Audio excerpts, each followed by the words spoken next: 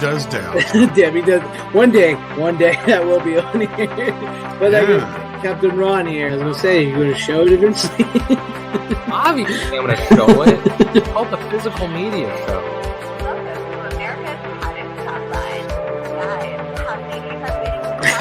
Vinegar Syndrome! Guys! And this new one, and that's Air Force One. Get off my plane. I think Sony paid you a bunch of money to talk about all their steelbooks tonight. But you know, are we seriously going to have to talk about the screen movies again?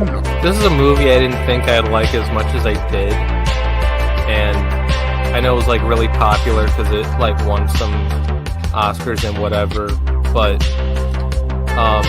Debbie Does Dallas. Since we're actually showing something, is they actually produced crew jackets. Like, the movie never went into production, but it is. Oh, it's got a Delta Force 2 motion. Hey, that works either way. That's cool. But, is anyone even there still? I don't even know. Yeah, we're just listening to okay. Yeah, I was like, no one's saying it. Like, really listen to the story. It's on Netflix if you want to watch it.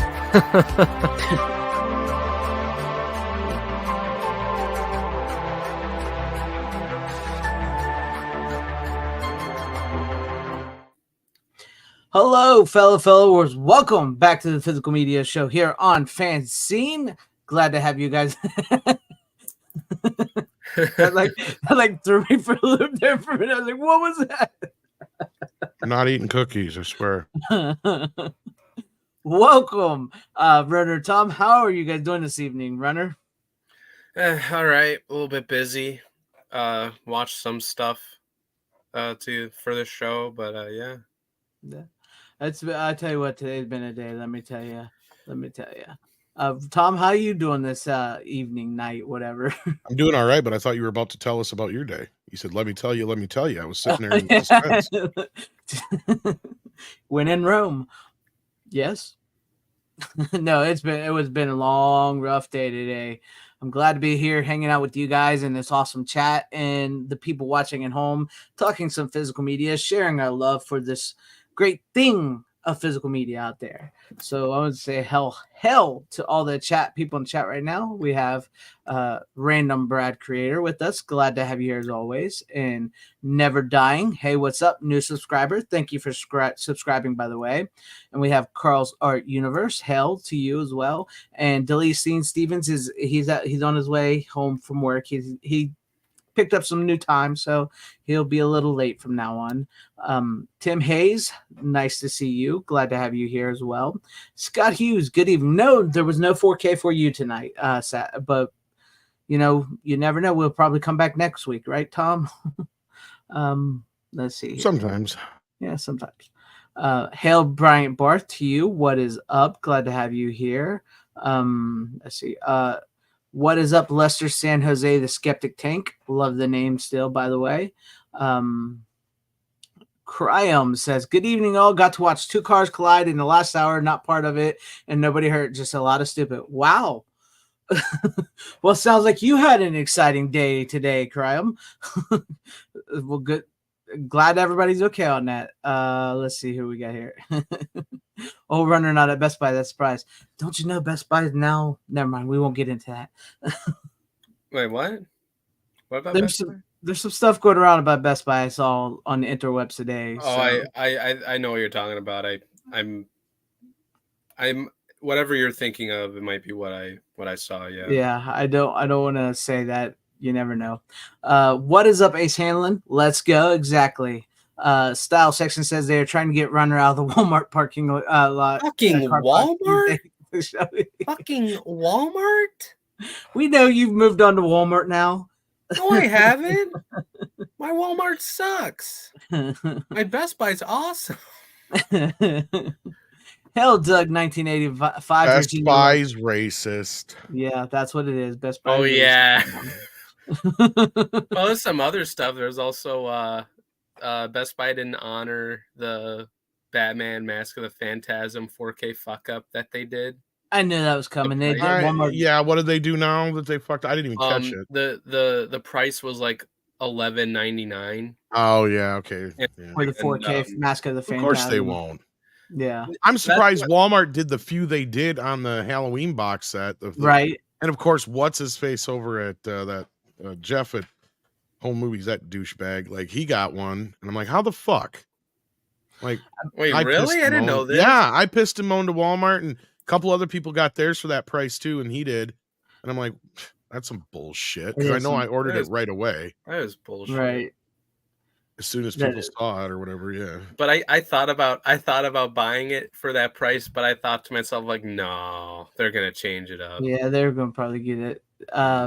Yeah, that sucks. But you know, it's coming sometime. Maybe the price will be lower than we anticipate. So but good evening, Tyrell72. Glad to have you here. Orion Can, glad to have you. Made it just in time.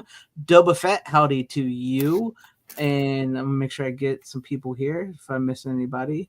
We got Reverend Jim. What does the yellow light mean? It means slow down. Caution. No, it means go faster. That's what Jeff Bridges' character says in yeah. Oh yeah. I almost forgot that. That's in that movie, on Carpenters. Hey, like I said, it's been a long day. I had to think about that for a minute. Christopher Burkill, I'm homesick. Yeah, that's what I'm here for.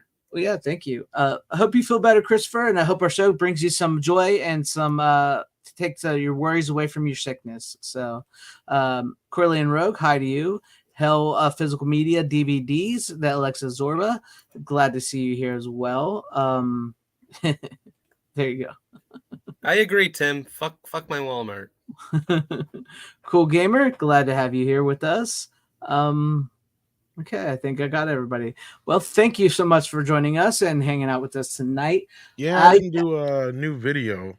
I was going to say, I don't think I saw much anyway. There was only a few announcements, though. That's kind of another reason why. I mean, I think not really even announcements. I think most of them are rumor.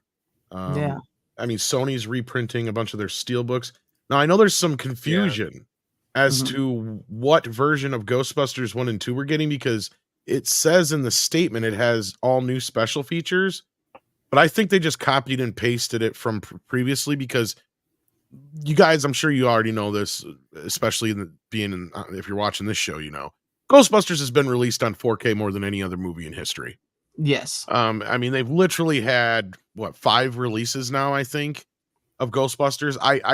Unless, because I have the version that's getting reprinted. Yeah. And they did have new features on this when it first came out. There was like 2 new documentaries on it, and I think the let's see here, and the Ghostbusters 2 special features as well. This was the first time Ghostbusters 2 had any special features. Now there's another bonus disc that was in that big Uber box set that I highly doubt is being added to this. But if it is, kudos to Sony for making it to where people who did not get their hands on that can get all the special features that were on there. Otherwise, my assessment is they're probably just reprinting this and they just copied and pasted the info on it. Could be wrong, could be right. 6 ordered this one, so she'll let me know and we'll compare and contrast. So, yeah, I mean, it's a nice steel book. I don't like the cover so much. I don't like the 1 and 2 mixed together. What I do like is this awesome back. Oh, I like that back. I like that too. Yes. I don't mind the front. I don't mind the front either. If they were going to do it, I wish they'd have just done the one logo, or like both the logos together or something, because this looks photoshopped badly with the big 1. It just doesn't look. I get it. It doesn't. I get you. Like the only other thing is there's like nothing on the inside. It's just red. Oh no, that's just plain red. Like, yeah, that's kind of lame. Yeah, but we'll see. Hopefully, we'll see. Let us know if. My guess is they're just exactly the same as they were before. But now you can get your hands on Crouching Tiger, Hidden Dragon without buying that big ass stupid box set. Well, yeah, there you go. There's a big surprise. I already have a 4K. Of like that. Just a standalone 4K of that already, not the steelbook. Just yeah, it's been released, but I think that was the one that didn't have the Dolby Vision on it or whatever. Oh, really? I could be wrong. They may have just replaced them over time. The one you got is fine, but because I know that was one that was in that big ass box set, and I'm like, because there was like only that one, and I think 2 other titles in there that I really wanted out of that, and I'm like, I'm not spending $100 some bucks. Yeah, Like I like same. the Columbia box sets, but what was it, the Sony Classics or whatever it was called box set? Yeah. So that includes, and I also have the Equalizer one. I didn't get the Fifth Element one. The Fright Night one's getting reprinted.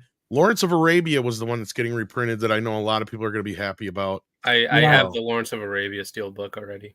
I think I want to get that one. I missed should. that one. Yeah, I want to get that one. And if it doesn't come, because I don't know if that version comes with all the special features, they sent me an extra bonus disc of special features because the first few box sets, I guess, that went out of the Columbia box set didn't have, they were missing the bonus disc, but I got one that overlapped evidently.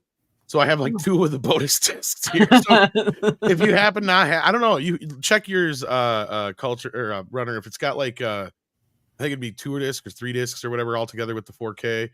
Like, I feel like there's 4 in total. I feel like. Yeah, it probably is in there. I wouldn't see why they wouldn't. Yeah, I think so.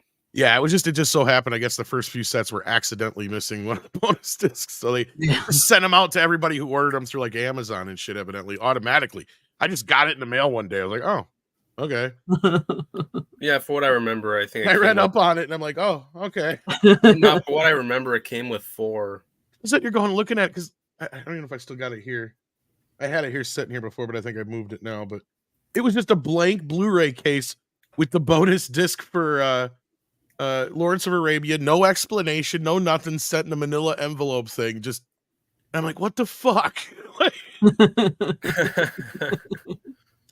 But yeah, that Lawrence of Arabia one, I think I need to pick up. I think it doesn't even say Lawrence of Arabia on the disc, which is also hilarious. I think it's just him on a camel.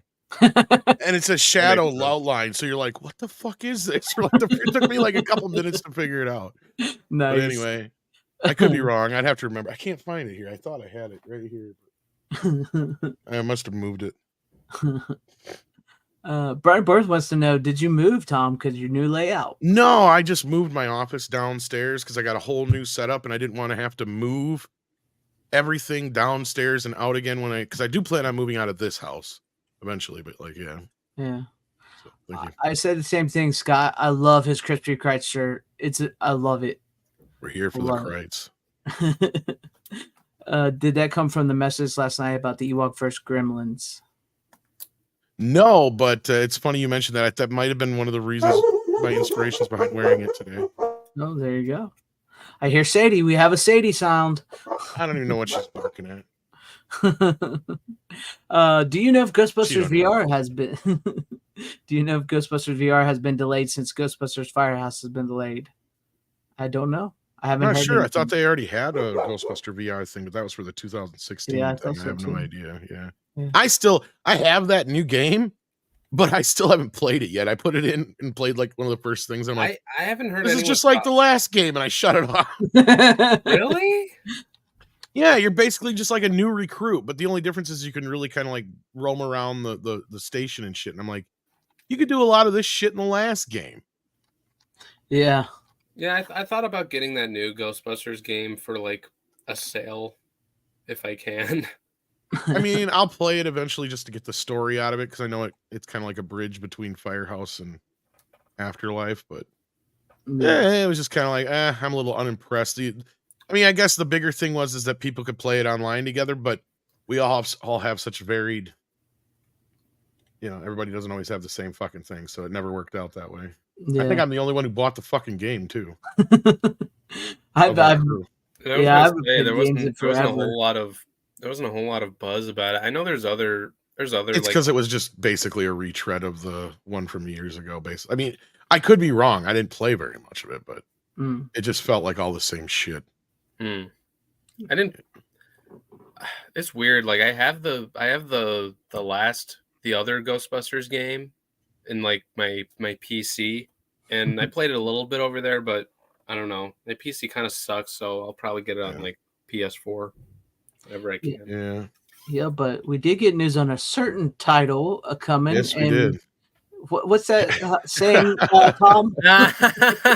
This made me laugh. I couldn't resist. 'Cause, I chuckled too. I'm not gonna they lie. posted in there, Disfather posted that it's coming soon, and I knew it would be eventually. It's funny because I've been thinking about this because I've had it on digital 4K forever, and the Blu-ray I have was mastered from the 4K, and that's already going on like 5 years old. And I'm like, it's only had a 4K master for 6 years, and he's like, yeah, well, I'm just hoping it comes out sooner than later. And I'm like, forget it, Runner, it's Chinatown. Because that is the kind of stuff that goes down in the background of these. But In case you wonder. yeah, and I always miss out on the good stuff. Nah, you weren't that far behind it. No. I just grabbed the Yeah. snapshot right away. That's- Then we also got news on The Mist, a 4-disc collector's yeah, set. Yeah, I was gonna Um, say 4 I hate that discs. movie though. I do too. The funky thing is it is getting a famous Lionsgate steelbook that kind of looks crappy, if you ask me. But right now, as of right now, the steelbook is $10 cheaper on Best Buy than the standard version is on Amazon. Price is probably going to go down on the regular one, I'd imagine. Yeah, I can't. We also got a new. Oh, go ahead. No, I was gonna say I can't imagine a lot of people going to be buying The Mist. So, They might. It's a popular. I'm surprised how popular it is, and it was. So, I you was want to know gonna what say, pissed me off about that movie? And why I never really liked it? yeah, Somebody well, go ahead. spoiled it for me before I got a chance to see it, Oh, that sucks. and I'm like, well, Oh. what's the point of watching that now? Now this came out. This looks ugly as sin. Yeah. What is with the pop? Yeah, I have First no splash idea. I don't. But get this that. is for those. I mean, if you hadn't already picked it up or picked up the steel books or any of the other stuff, I guess the other second box set is supposed to be getting separate releases this October because, of course, they couldn't do it the same year like they did with the original one and pissed me off. But now we're getting a full. This is their full box set of the two sets put together. So we're not getting another set this year. Is I think what they're telling us. Oh yeah. I think these are the only ones they're going to release in 4K. I think once this is it, Blu-ray is the best we're getting. Yeah. The So basically, number has Dracula, Frankenstein, Mummy, Invisible Man, Bride of Frankenstein, Wolfman, Phantom of the Opera, and The Creature from the Black Lagoon. Like I said, all the ones that have already been released already, just in one big like. It looks like it's probably a book like the Godzilla book was. one. Mm-hmm. That's what it looks like anyway. I don't unless it's because unless they're fucking with us because the scale there compared to the discs to the book. Because a lot of people were asking, is this an actual book sized thing or is this just this? It's just like the older releases, just with a new cover all crammed together. Yeah. Standard size Blu-ray. They're just fucking with us by throwing us off by putting those discs in front of it. But it's limited to 5,500 prints. If you're actually interested in that garbage, I'm sorry, that looks like ass. Yeah. I'm good.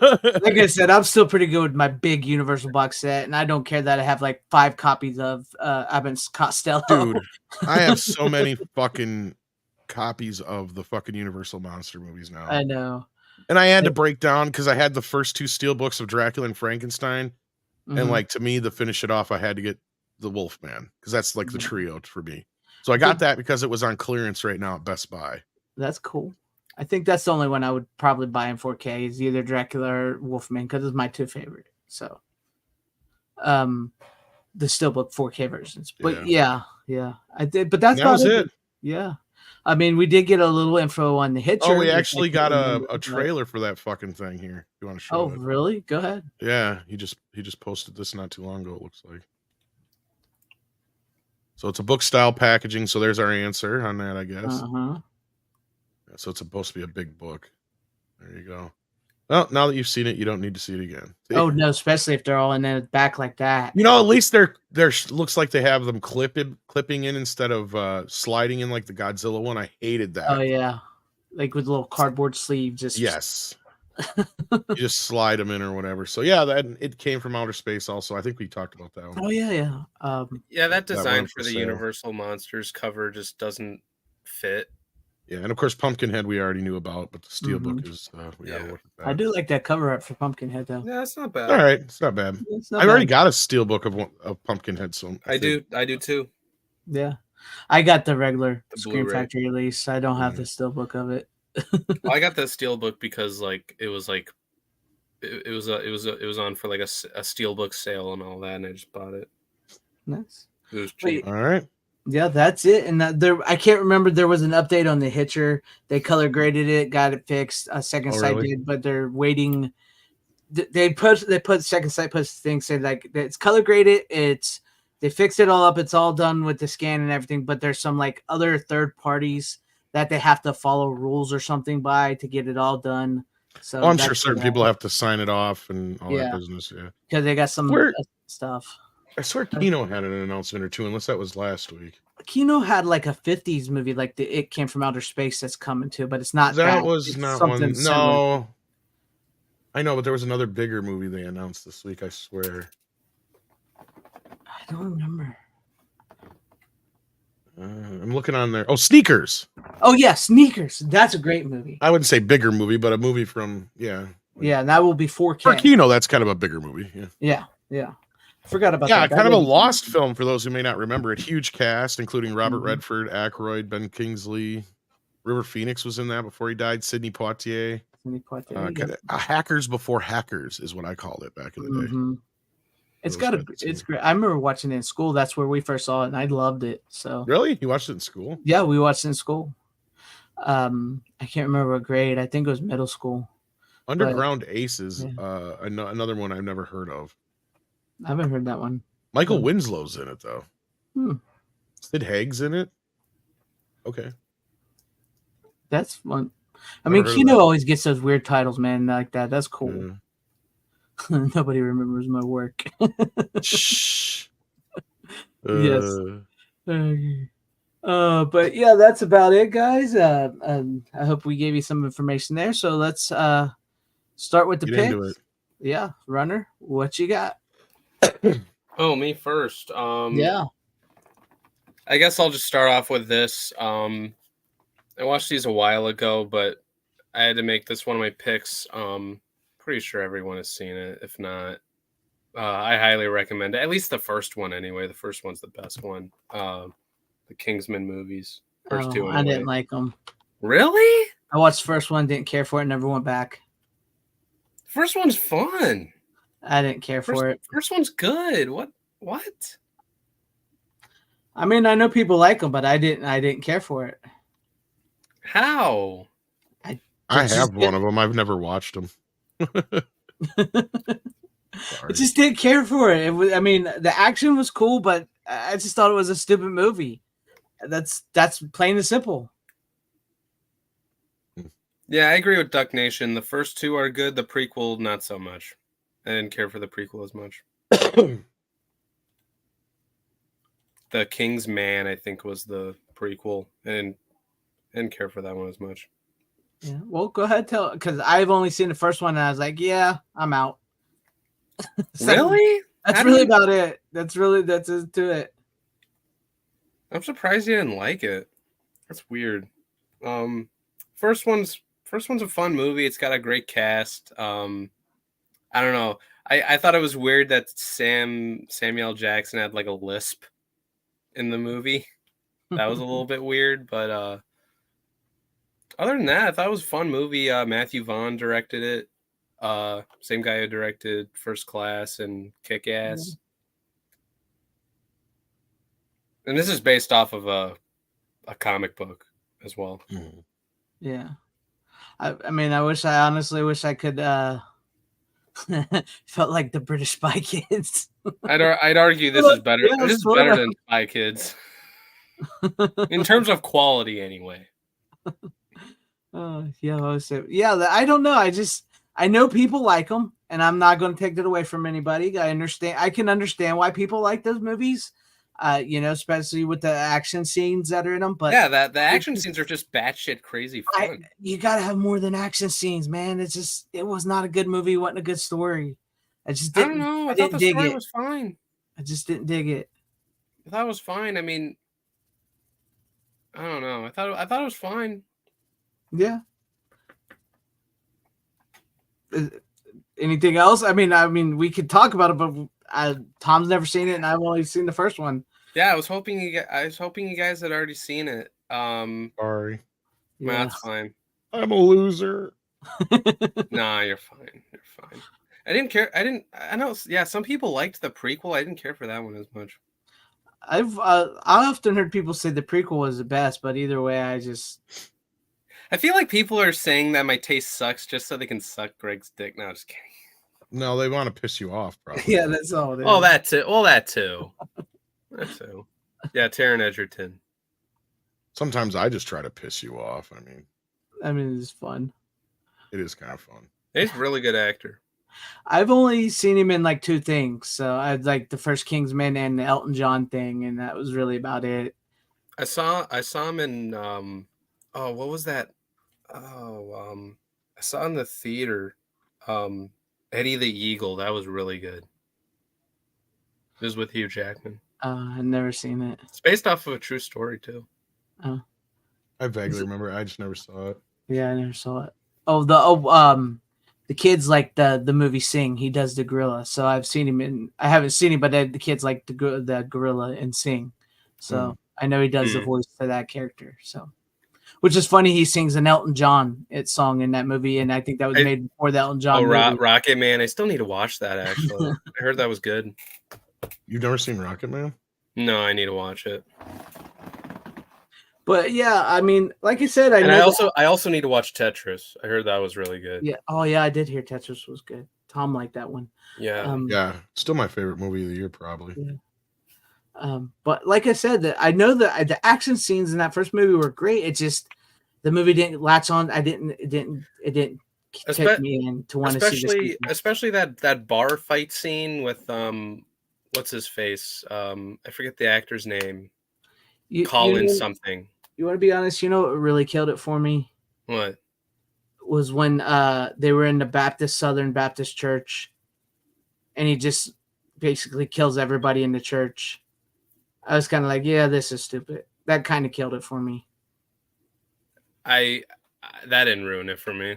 It kind of killed it for me. And then what happens with Colin Firth, and then Colin Firth. Then I know they bring it. Then I know they bring him back, and I'm just like, that's stupid. No, but I'm talking about the bar fight scene, not the church. I know you're talking about, but that the church fight scene is what killed the movie for me. It's just like up till that point, I wasn't really having a good time, anyways, and it's just like this is stupid. Like you're creating this thing and making people go crazy, and this one guy kills like 500 people, and then he gets shot in the head, and I'm just like, this is fucking stupid.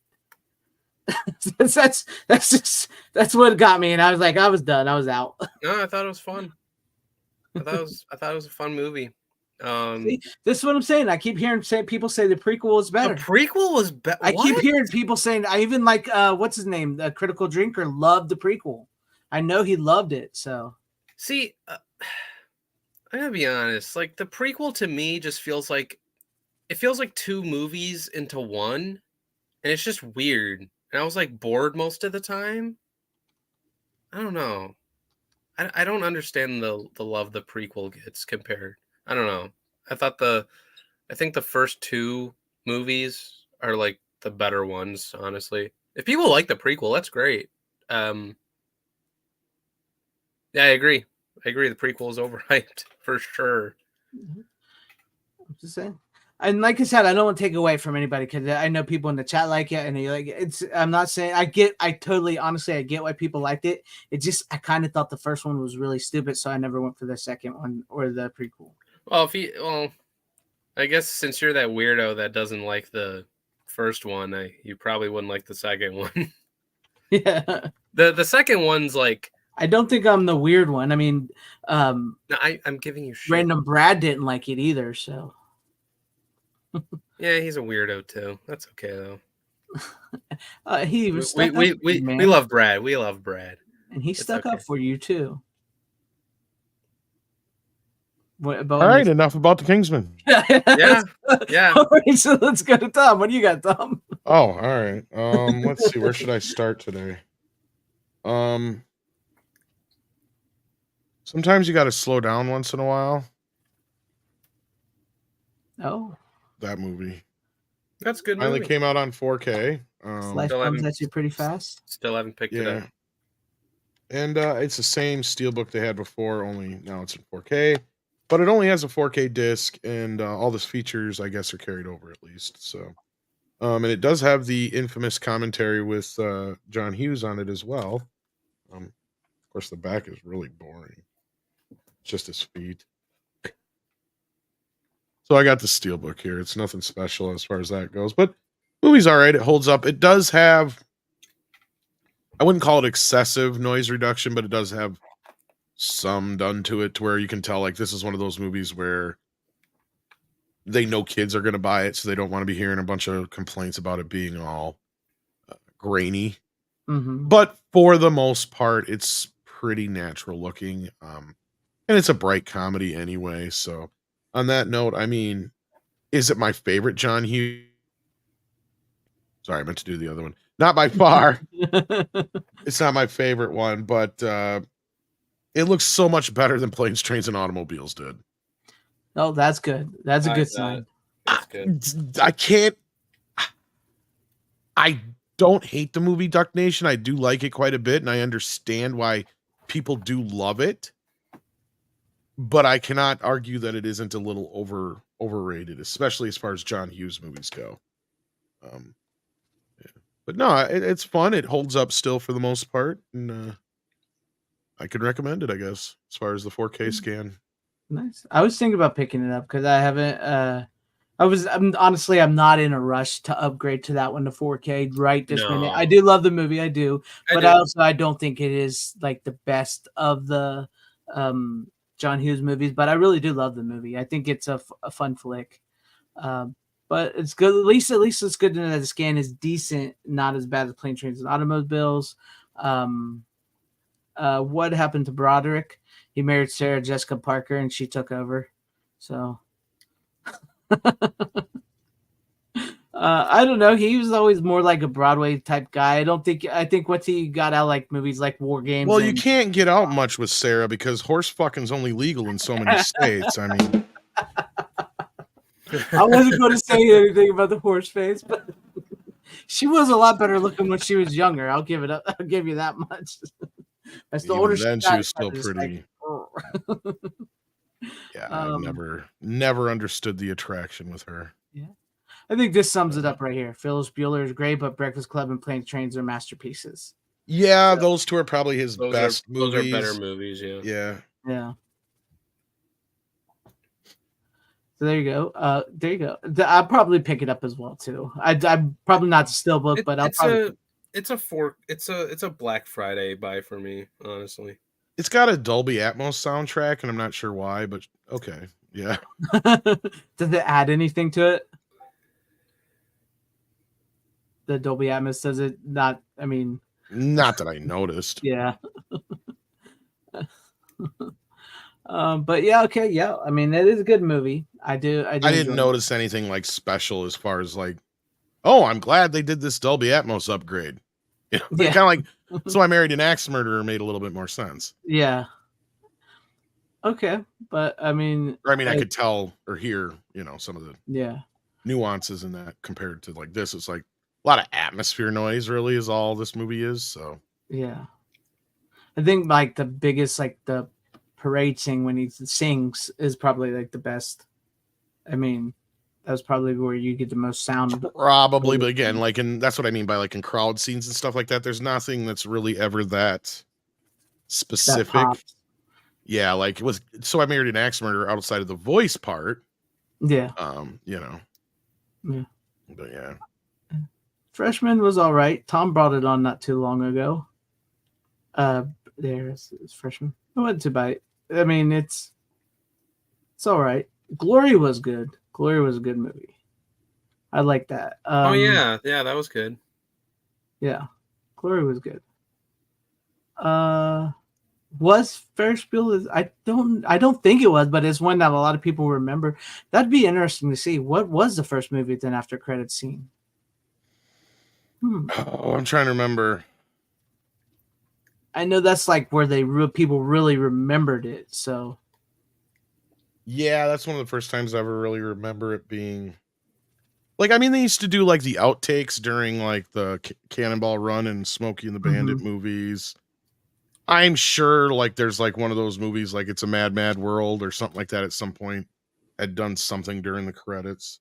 Yeah. I don't know offhand. I'm surprised deleted scenes or something like that isn't in the chat and would know already, to be honest with you. He is in the chat, but I don't know if he. Yeah, I'd have So- to look it up offhand, but I mean, yeah, Yeah. I'm sure it was something done in the 60s originally or something like that, most likely. if anybody out there knows, let us fill us in. But yeah, I mean, it's good to hear that the 4K is a decent enough buy. So I will probably upgrade that.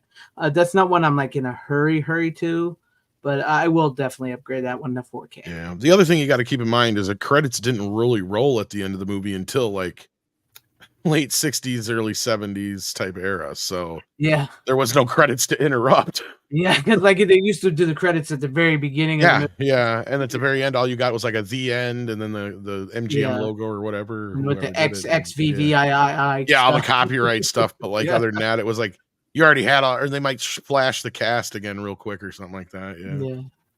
And here from Corleone Rogue says I just looked it up. Apparently, There you the go. pilot See, was- I'm not surprised. It'd be something from the 60s. Yeah. Yeah, that makes sense. Airplane had a post credit scene. It had to come from a time where there was actually credits to be interrupted, like I said. So, yeah. Now, pre-credit interruptions, I don't know. You'd probably have to go. Maybe they've had that in the past. I don't know if they could. See, that was the big thing. Was like when George Lucas did Star Wars, they gave him a pass, but he got into a big disagreement with the guilds and all this shit over Empire Strikes Back because of the rules and how you're supposed to do credits and all that stuff. And that was the first time they really ever did this thing where you kind of have a cold start to a movie without any credits. Like that was technically not allowed. And he paid the fine for Empire and then he left the Directors Guild. Yeah, I remember that. So like, yeah, I mean, it's one of those things where that was, I mean, now it's so commonplace to see movies just like, especially Marvel movies and shit like that with cold starts. Hell, we've even got Marvel movies where they'll have a little scene before the opening fucking logos. Like a TV show. That's like almost unheard of. Like, I don't ever remember that in the history of movies. In fact, the first time I really ever remember that, we're going to talk about that in a few minutes here. Or actually, is it my turn? No, it's already on my turn. Now it's your turn next. Yeah. Duh. We were talking about Ferris Bueller. Brain fart. So yeah, when we get around to that one, you'll know what I'm talking about when I get there. You're like, oh yeah. But yeah. All right, before I get to mine, Bronson wants to know, what are your thoughts on Johnny Depp's performance in the first night? Yeah, it's good. I've told the story plenty of times how he got the parts. So yeah. Because Wes Craven's daughters thought he was hot. Well, I thought it's irony of ironies that the term they used was dreamy. Dreamy. That's right, dreamy. Yeah, I thought it was good. It definitely is a star-making performance, and he does have a memorable moments in the movie. So you really do remember Johnny Depp. So yeah, it's his Jamie Lee Curtis moment. It's his Jamie Lee Curtis moment. That's a good way of putting it. Yeah. All right. So I guess it goes to me. I'll start off with something a little light before I get to the heavier stuff. I know you guys don't have this. I know neither one of you have seen this. So this will be a very quick conversation. It's a 2-movie set. I got it from Vinegar Syndrome. It stars Linnea Quigley, and it is Murder Weapon and Deadly Embrace. Oh, I've seen that. Yeah. No, I'm kidding. I doubt it. These are 2 extremely low budget exploitation nudie flicks. They're not erotic thrillers, I should say, sort of slashery. Murder Weapon. Oh my God, that is a chore to watch. Oh, I don't think I'll be watching that one again anytime soon. That was pretty bad. But Deadly Embrace wasn't too bad. Deadly Embrace was pretty good. Erotic thriller about a young man who becomes a pool cleaning boy at this rich person's house, and he's left there living there with the wife all alone all the time because her husband, played by Jan Michael Vincent, is always in the city working, and he's having an affair on her, and she starts having an affair with him, the pool boy. His girlfriend is Linnea Quigley.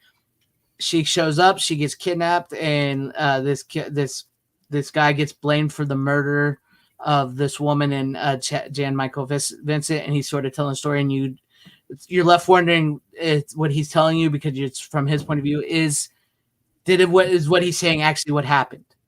So I can say Deadly Embrace was good. It's not the greatest, but Murder Weapon, Oh my god, that was a chore to sit through. And not even Linnea Quigley's tits could have saved that movie.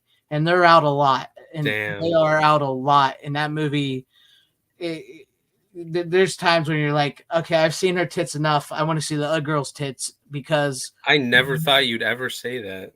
yeah, I know, because I mean, yeah, it's great seeing them, but the other girl in the movie that's with her, because it's like these two women that just were released from this psychiatric ward. They're staying in this house, and they invite all their ex-boyfriends over to the house, and they all start getting killed. And so you got to figure out who's killing them. And the girl that's with her, you kind of want to see her tits, and she only shows them like once, maybe twice, and she's really hot. But the movie just drags for only an hour and 20 minutes, like an hour 23 minutes. It just drags. And you're like, whew, that one was rough. But I did like Deadly Embrace. But yeah, I knew we wouldn't talk about that one much. So that was my first pick. All right, let's move on. Yeah, let's move on. What do you got?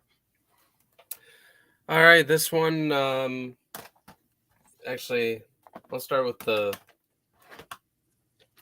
the best for last. So I watched this one 2 days ago. Yeah, I watched this 2 days ago. I got this from the Kino sale. It was part of the sale, so I thought I'd get it. Misery. Nice. Pretty Love good that movie. Mr. Man. Yeah. I have thought about watching that again. I got 3 different fucking copies of Misery. Really? I got the old MGM one. I've got the Shout Factory, and then I got that one. Oh, wow. And what's weird is I guess the Shout Factory one is the wrong aspect ratio, but it shows more picture. Really? Yeah. Like, I'm like, it's like really zoomed out compared to the other one. It's like they cropped it all up for the theatrical cut. I don't understand. I'm like, well, I'd rather almost have the other one, but whatever. So they fixed it for this 4K, but I still feel like the Shout Factory disc had more picture to it. It was weird. I don't know. I guess it was wrong, though, so whatever. But I mean, that talk about another star-making performance with Kathy Bates there. Yeah, It's dude. been around for years. Yeah. Yeah, Nate, that is the definition of a psycho, like the character that she played. Because isn't she in what was that movie we just watched not too long ago? Here? My best friend's a vampire. Yeah, and I almost didn't recognize her at first. She's really skinny in that one too. Yeah. Well, I remembered, like, oh yeah, she used to do a lot of television acting and shit like that back before A Fried Green Tomatoes and Misery took off. Yeah. Yep. But yeah, that is the definition of like a truly psycho fan. She lingers with you. She gives this great performance, and it's really intense. Like, when is she going to catch him walking around the house and stuff and all that? Well, not walking around the house, crawling around the house because he can't walk. But it is weird because like when he gets out of the door and stuff, when he like picks the lock and everything, he turns the penguin the wrong direction. Yeah. And I thought for a second, oh, she's gonna notice that. And for a while it's like, oh wow, maybe she didn't notice that. And then later on it's like, oh, she did. She did. And yeah. It gets intense, man. It is a good scary movie. It is, yeah. Yeah. And it's funny because I always like to tell people who's never read the book that she does way more damage to his legs than she does in the movie, because she actually cuts his feet off in the book. So Jesus. Yeah, she doesn't break them with the sledgehammer, which the scene with the sledgehammer is very effective and it's very well done. It does look like his foot just goes. Yeah, that's a great special effect. I actually remember seeing like a clip of that before for like some meme. Oh yeah. Yeah, like that clip of James Caan's getting his foot like it turned and shit. Like, yeah, that's fucking yeah, it's brutal. That's brutal. I didn't know this. Kathy Bates and James Caan were both in Dick Tracy the same year as Misery. I forgot about that. Yeah. I forgot she was in Dick Tracy. Yeah. I forgot that completely as well. what was the point of Richard Farnsworth's character in Misery? He was the sheriff, right? The one looking for him, if I remember correctly. I think. I think so. I think that was his point, to try to find him. And I mean, he had a bad ending, but I think that was the point of the movie. No, yeah, I thought it was fine. Yeah. Oh yeah, he's the reason Paul gets found at the house. There you go. Yes. Yeah, there you go. But yeah, it is a great movie. How's the 4K look on that, on the Kino 4K? It looks pretty good. Looks good. Yeah. I mean, Kino usually does good work. Yeah. Yeah. Yeah. So, Depending on who they get the print from, but yeah. yeah. Or if they do it themselves. Yeah, no, I didn't have any problems with it. Yeah. Oh, speaking of the Kino sale here, if you still want to go ahead and get Misery, they extended the sale for 2 more days, so the sale actually ends tomorrow. Oh yeah, that's right. Yeah. Yeah, because I got Misery for $17. Yeah. So along with other 4K titles. Yeah. So if you want to pick up Misery for $17 or some other 4K titles or stuff on Kino, go to their website. They extended the sale 2 extra days. It was supposed to end yesterday. Now will end tomorrow, the 10th. So there you go. Yeah, I do wish James Caan was in more leading roles, but he had a pretty darn good career. I mean, you can't really complain about what he did. Oh yeah. Oh yeah. I mean, he did really James good. Caan. Yeah. James Caan. I mean, exactly. Oh, here you go. It says the sheriff's part is much shorter in the book and his ending far more gruesome. So yes, exactly. So I remember this being one of the few that was really a lot closer to the book than some of the other ones, though. So, yeah, I mean, that's what I remember too. I mean, like they changed a few things, but for the most part, it stays pretty solid, and it gets the point across about like this obsessed fan. Yeah, it's one of King's shorter books too, which helps. Mm-hmm. Mm-hmm. Yeah, because when they try to adapt the 5,000-page book, it gets harder. A lot of stuff gets cut out. Johnny Depp and Christopher Walken were both in Sleep Hollow and Nick Time. I know you guys have seen it. Yes, I've seen both of them. Both great movies, actually. Nick Time is a little underrated. I think it's a pretty decent movie. Yeah. Yeah. I think that's on Blu-ray. It came out on Blu-ray not too long ago. So not too long ago. I think Kino put that out, or if not, it was Paramount. I think. Yeah, it was one of the two. Or it's Paramount, I think. Yeah. It's a pretty decent movie. That's one where Johnny Depp plays a little more normal of a person. He's like a dad, so something. It's a little different for him if you haven't seen it. But yes, Misery is a great movie. I love it. Good pick there, Runner. Any final words before we move on to Tom? The pig named Misery was also kind of cool. Yeah, because it was weird. It was a little weird at first, but yeah. Yeah. All right. And that ending when he just burns the pages and shit. Right. He writes that whole book and he like burns it. You'll never know what happens. Oh, I love that. Take that, you bitch. Yeah, I love that. And he's like, I learned it from you. Yeah. That's a hell of a comeback. What's funny about that is I just literally talked about that movie with David Weiner, the director of In Search of Darkness. Oh, no kidding. Yeah, so wait, is that uploaded yet on your channel? No, it premieres tomorrow at 7. Oh, okay. For some reason I thought it was today, but I hope to catch that. Yeah. Well, it'll be up regardless if you catch the premiere or not. Yeah, of course. Yeah.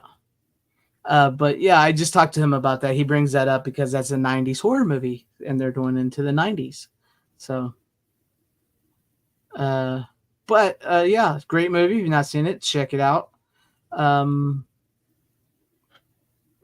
James Gunn turned down One Flew Over the Cuckoo's Nest, Close Encounter, Superman, French Connects, Blade Runner, texture. Sometimes it just works out the way it's supposed to work out. Sometimes those it's just not the parts for them. And I think he could say he had a great career regardless. He probably wouldn't have fit most of those movies anyways. So yeah, he was in The Godfather. Yeah. I mean, he was in Godfather. He was in Misery. So many great stuff. Elf. Elf. But yeah. Great pick there, Runner. And Tom, so what do you got for us for your next pick? All right. Well, as I mentioned before, I can't think of too many times until recent years where we had it to where movies would have stuff before the opening logo, even as far as like the studio logo. First time I ever remember that happening was this movie here, Tropic Thunder. Oh, yeah. The last true comedy Oh, made, yeah. probably. And of course, I have the old director's cut version here, which of course they just copied the cover here for this. And then of course you got the crappy video cover on the inside for some reason. But oddly enough, only the theatrical cut is in 4K. Yeah. Yeah. I hate when they do that. Yeah. Probably because Paramount wants to release it themselves at some point. But no, I mean, it's a classic. I don't think there's any new special features on here. I think it's just all the same stuff carried over from what it looks like. Yeah, I here. have that too. The 4K from Kino. Yeah. I mean, it looks all right. I didn't even check out the second film to look, because I think that, as far as I know, that also comes from a 4K scan. It just, for some reason, only released the theatrical cut in 4K. But I mean, still holds up. Excellent film. Mhm. I love it when it pops up every few years when the woke kids realize what it is. Yeah. And Oh, you yeah. really get to blow their minds by telling them, oh yeah, and by the way, Robert Downey Jr. got nominated for an Oscar for that too. Yeah. So yeah, I mean, and I thought at that point, like, that was the thing when that movie came out. I thought that was it. I thought we had finally reached the point where I'm like, if you can do a literal blackface joke in a movie, we have finally come back around. You know what I mean? And it worked. Right. And not only that, it was hilarious and brilliantly done. Mhm. Like, Yeah. I just 100%. don't. I don't even know how they can do that again. And with the fact that we have regressed so much since then says so much about our society. Right? It's crazy. If we were literally at a point in time where Robert Downey Jr. could go and play a dude playing another dude disguised as another dude.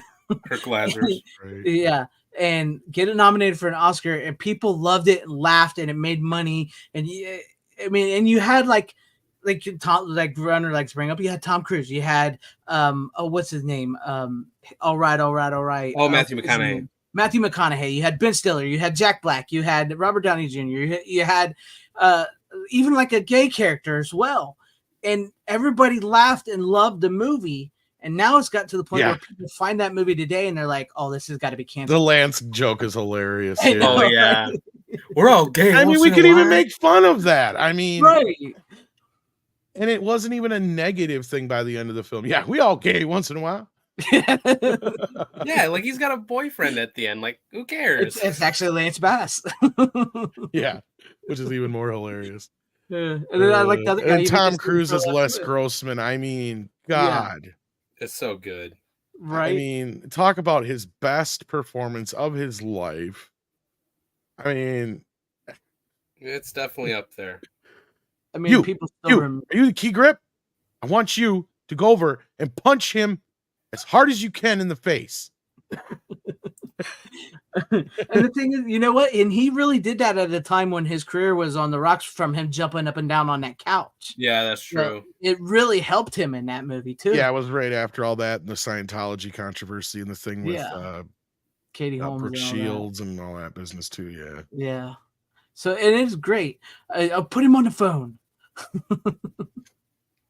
I will fucking murder you. I think Here's what you do with fucking actors. You just take them and you just spank their little ass.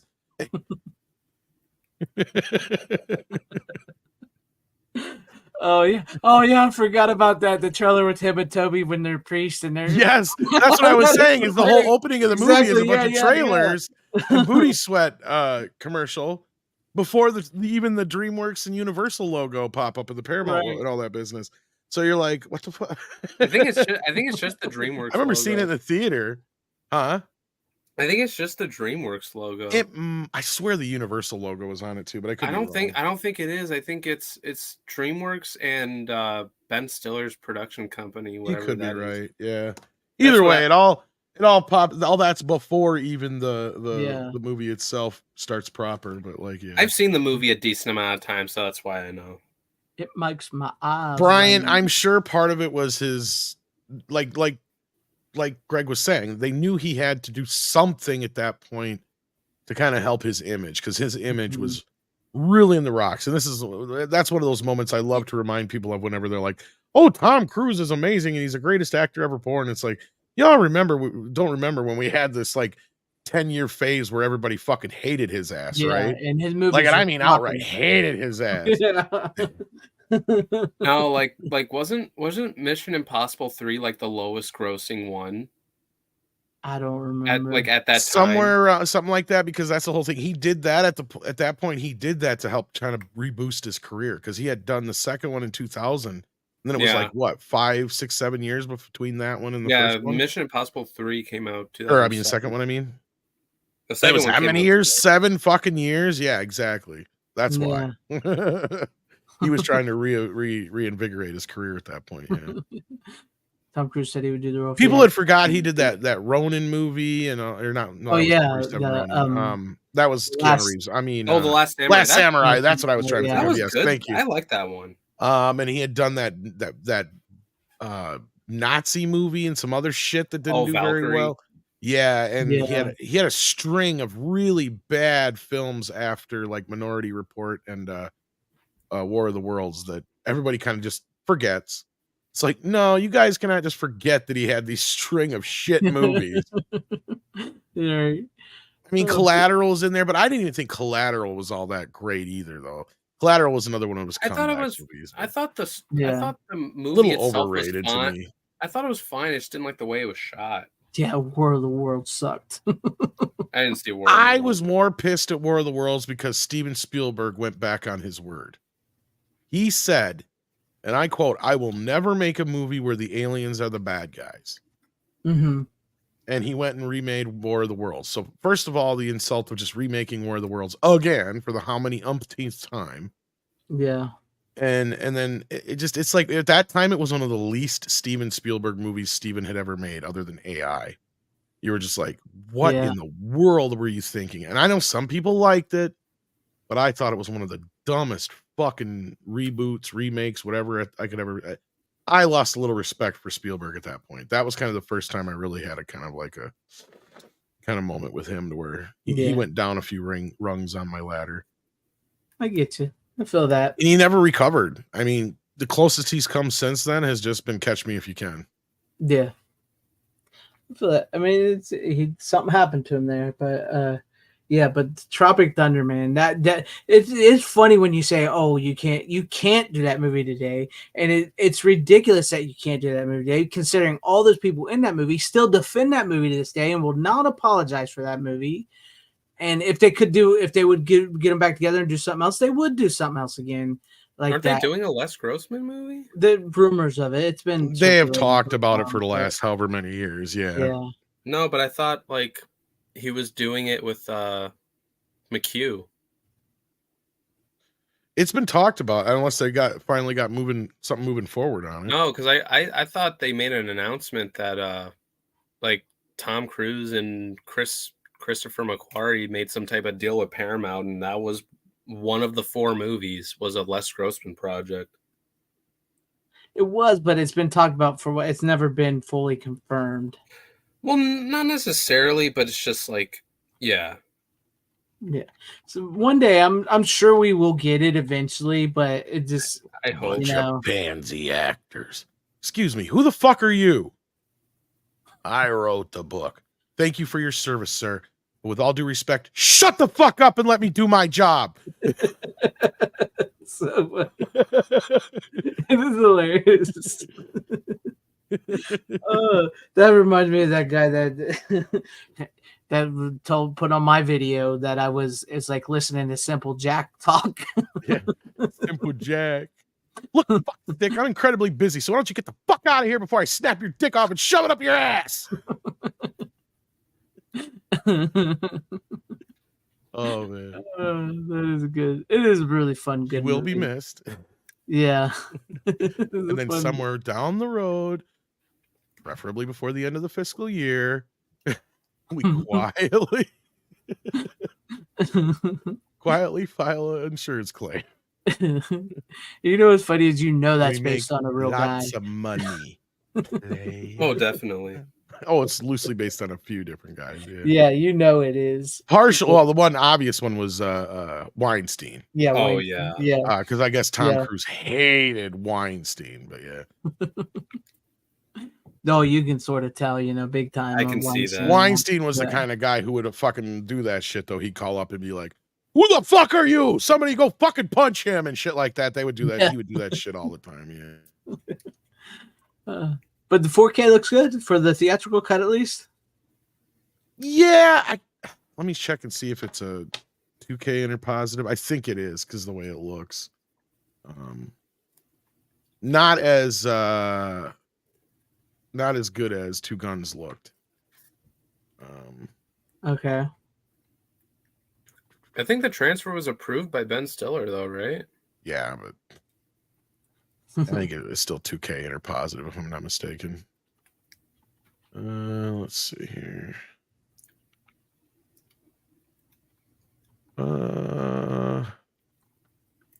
Upscaled, yeah. And you can tell with this one. Okay. But Yeah. I think that's still on the sale too. So if you guys want to pick up Tropic Thunder, I think that's on the sale. I wasn't I sure. don't think so. No, okay. No, Okay. I think it's regular price. I think I bought it in regular price, but I only did that just because I really like the movie.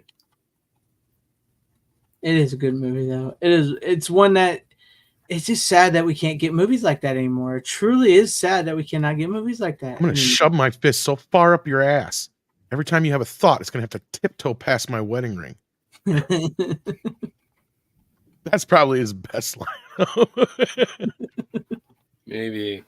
I got your Tebow, buddy.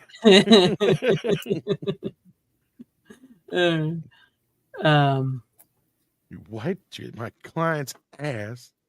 His contract.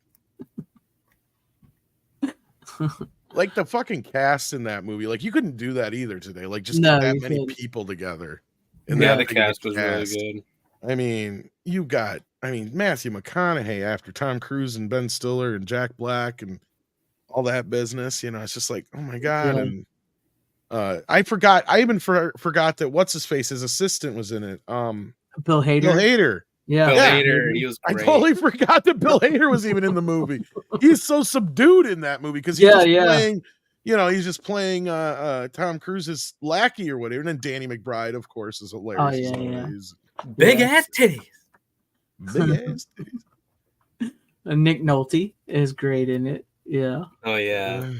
I'm all out of jelly beans. Exactly. You're gonna have to tie me up.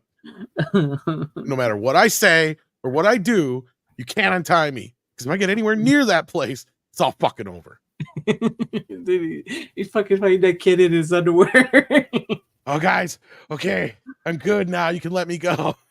You fuckers, you fucking cockass. I didn't mean it. Oh, that is a good movie. It's very good. You Very fucking good. asshole. Fucker.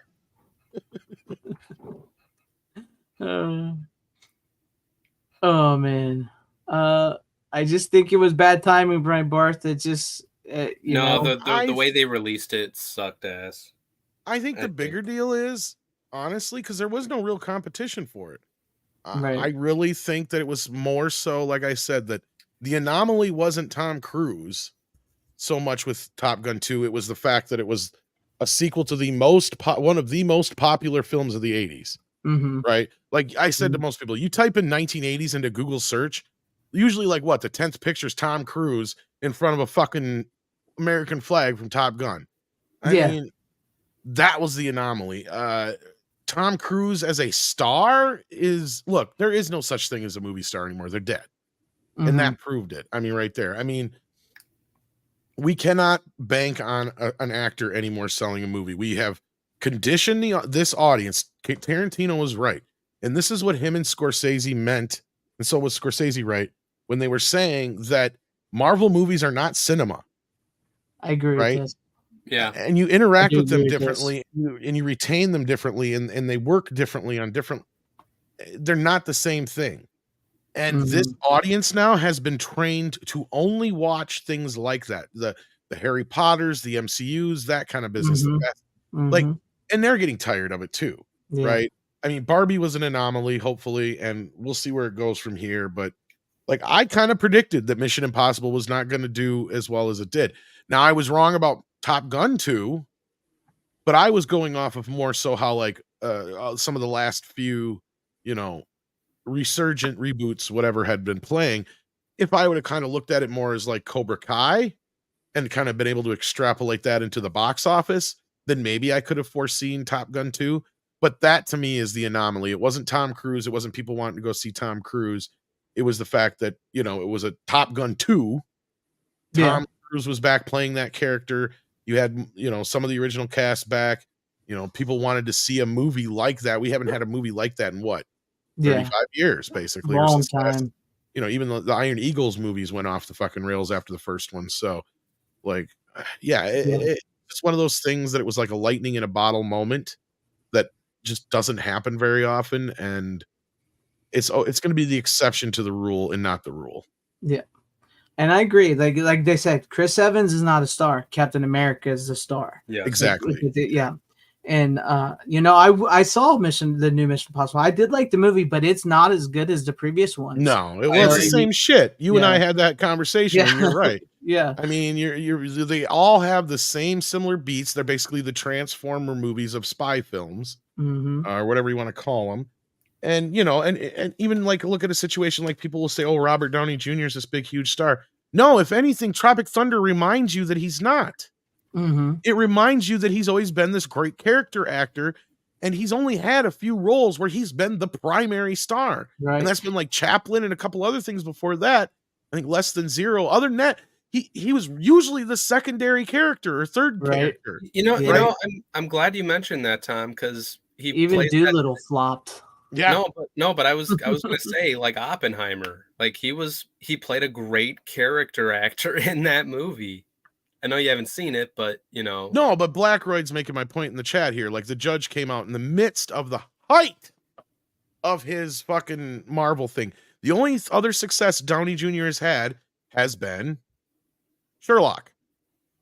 And it's like an IP basically. Oh yeah, You're plugging him into an IP, fine. That's the kind of actor you can do something like that with. And that's the thing that's stupid about Hollywood. Is you used to be able to do something like a Sherlock Holmes, get an actor like a Robert Downey Jr., but guess what? Robert Downey Jr. would only cost you like $2-3 million as opposed to the $10 million Sylvester Stallone would cost you. That's the way it used to work. Or Tom Cruise would cost you. That's the difference. And that has changed. Like these Marvel movies have changed that. You're 100% right. Chris Evans is not worth no $10 million fucking payday. No, he's not. Even The Rock ain't worth $10 million anymore. No. In any way, shape, or form. We don't have a movie star anymore. No. William Goldman was right. The last true movie star was Will Smith. That was it.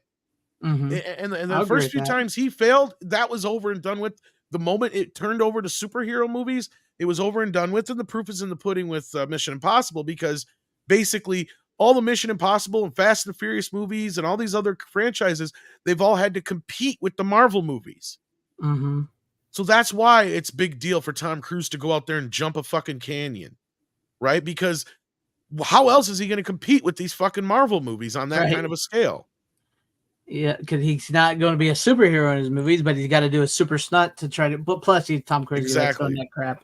Well, yeah, but the point is that you're exactly it though. It's that spectacle aspect. What does Mission Impossible offer you that a Marvel movie doesn't? It's that spectacle.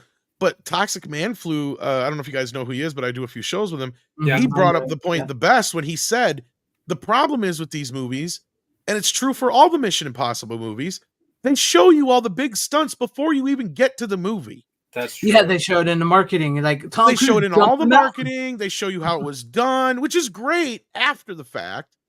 But that leaves no surprise for the audience whatsoever. I will give this Mission Impossible this much, and I remember saying this when we talked about the Mission Impossible movies, and I think you guys agreed with me. At least this time, outside, there's only been like 2 times in the entire franchise, and this is one of them, where the stunt actually had anything to do with the actual fucking plot of the movie. It wasn't just Tom Cruise showing off for Tom Cruise's sake. Like, Exactly. It led to something where he had to do, part of the plot to get where he needed to be and stuff. and the only 2 times I can think of it was when he's climbing the fucking building, which is still kind of convoluted, just a way to get him to do that. And it's a callback to the shit in the beginning of the movie. And the latest one where he actually has to jump onto the train, right? Like, those are the only 2 times that I can think of offhand where the physical stunt, the big, huge set piece stunt, had anything to do with the actual plot. Because 9 times out of 10 so far in all these movies, it's been in the first 5 minutes of the movie that we get to see this big stunt, and it always has something to do with some other case that's just finishing up when we're getting brought into this movie. Yeah, exactly. And to be honest with you, him climbing on the rocks was just him on fucking vacation. Yeah. Like, Go ahead, Renner.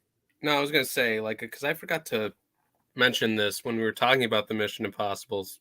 The one thing that slightly disappointed me about the movie, and this isn't like anything against the movie slightly, like I like the movie. Yeah, I liked it too, but I thought it was really good. No, but this is my point. I saw the movie on IMAX, and I'm like paying attention to see if there are any IMAX shots. None whatsoever. Nice. So I felt a little bit ripped off there. I thought this one was all shot in IMAX, all from beginning to end. It didn't look like no. Because here's the thing. Because where did you see it? What kind of IMAX? Though that's the question. It was. Most people don't realize that these AMC's that have IMAXs in them, they're not true IMAXs. Oh, I guess Duck Nation just backed you up. There was no. I thought this was shot for IMAX. No, because I saw Oppenheimer on IMAX, and that felt like an IMAX. Well, that was shot in 70 millimeter. Yeah. No, I know. I'm like, no, because I looked at that compared to Mission Impossible, and I'm like, Oppenheimer, that looked like amazing on IMAX. It's like when you watch IMAX, the new Mission Impossible on IMAX, it's like doesn't even fucking matter. Wow, I thought they did. No, because I looked at the helicopter helicopter stuff in Fallout looked great. I was gonna say they used to do at least the stunts at IMAX. Yeah. No, they shot a decent amount of stuff on IMAX for Fallout. Fallout. That definitely didn't help this movie. That's for sure. No, that definitely didn't help Tom Cruise's case of trying to keep it in the IMAXs. Then what the fuck's the point? Yeah, no, because like I looked at the aspect ratio and I'm like, this is not the IMAX. Yeah, like Duck Nation just said, it's all in CinemaScope. Okay. Yeah. Yeah, I can't believe that considering how much money they spent on these 2 movies.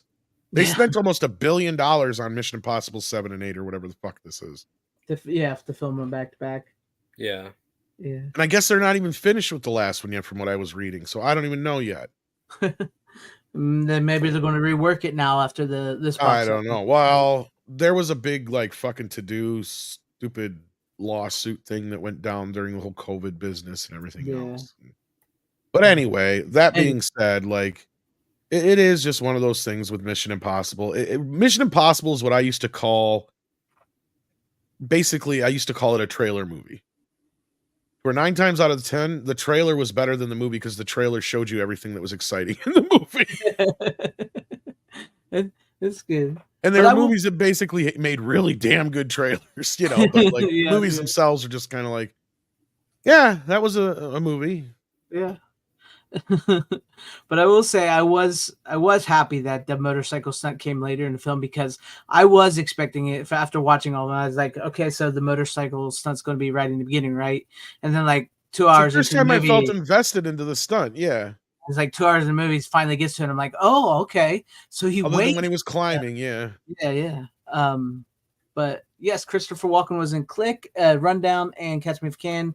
I've seen them. The Rundown's pretty good. Catch Me If You Can is really good. Click isn't too bad. It's one of Sandler's better films.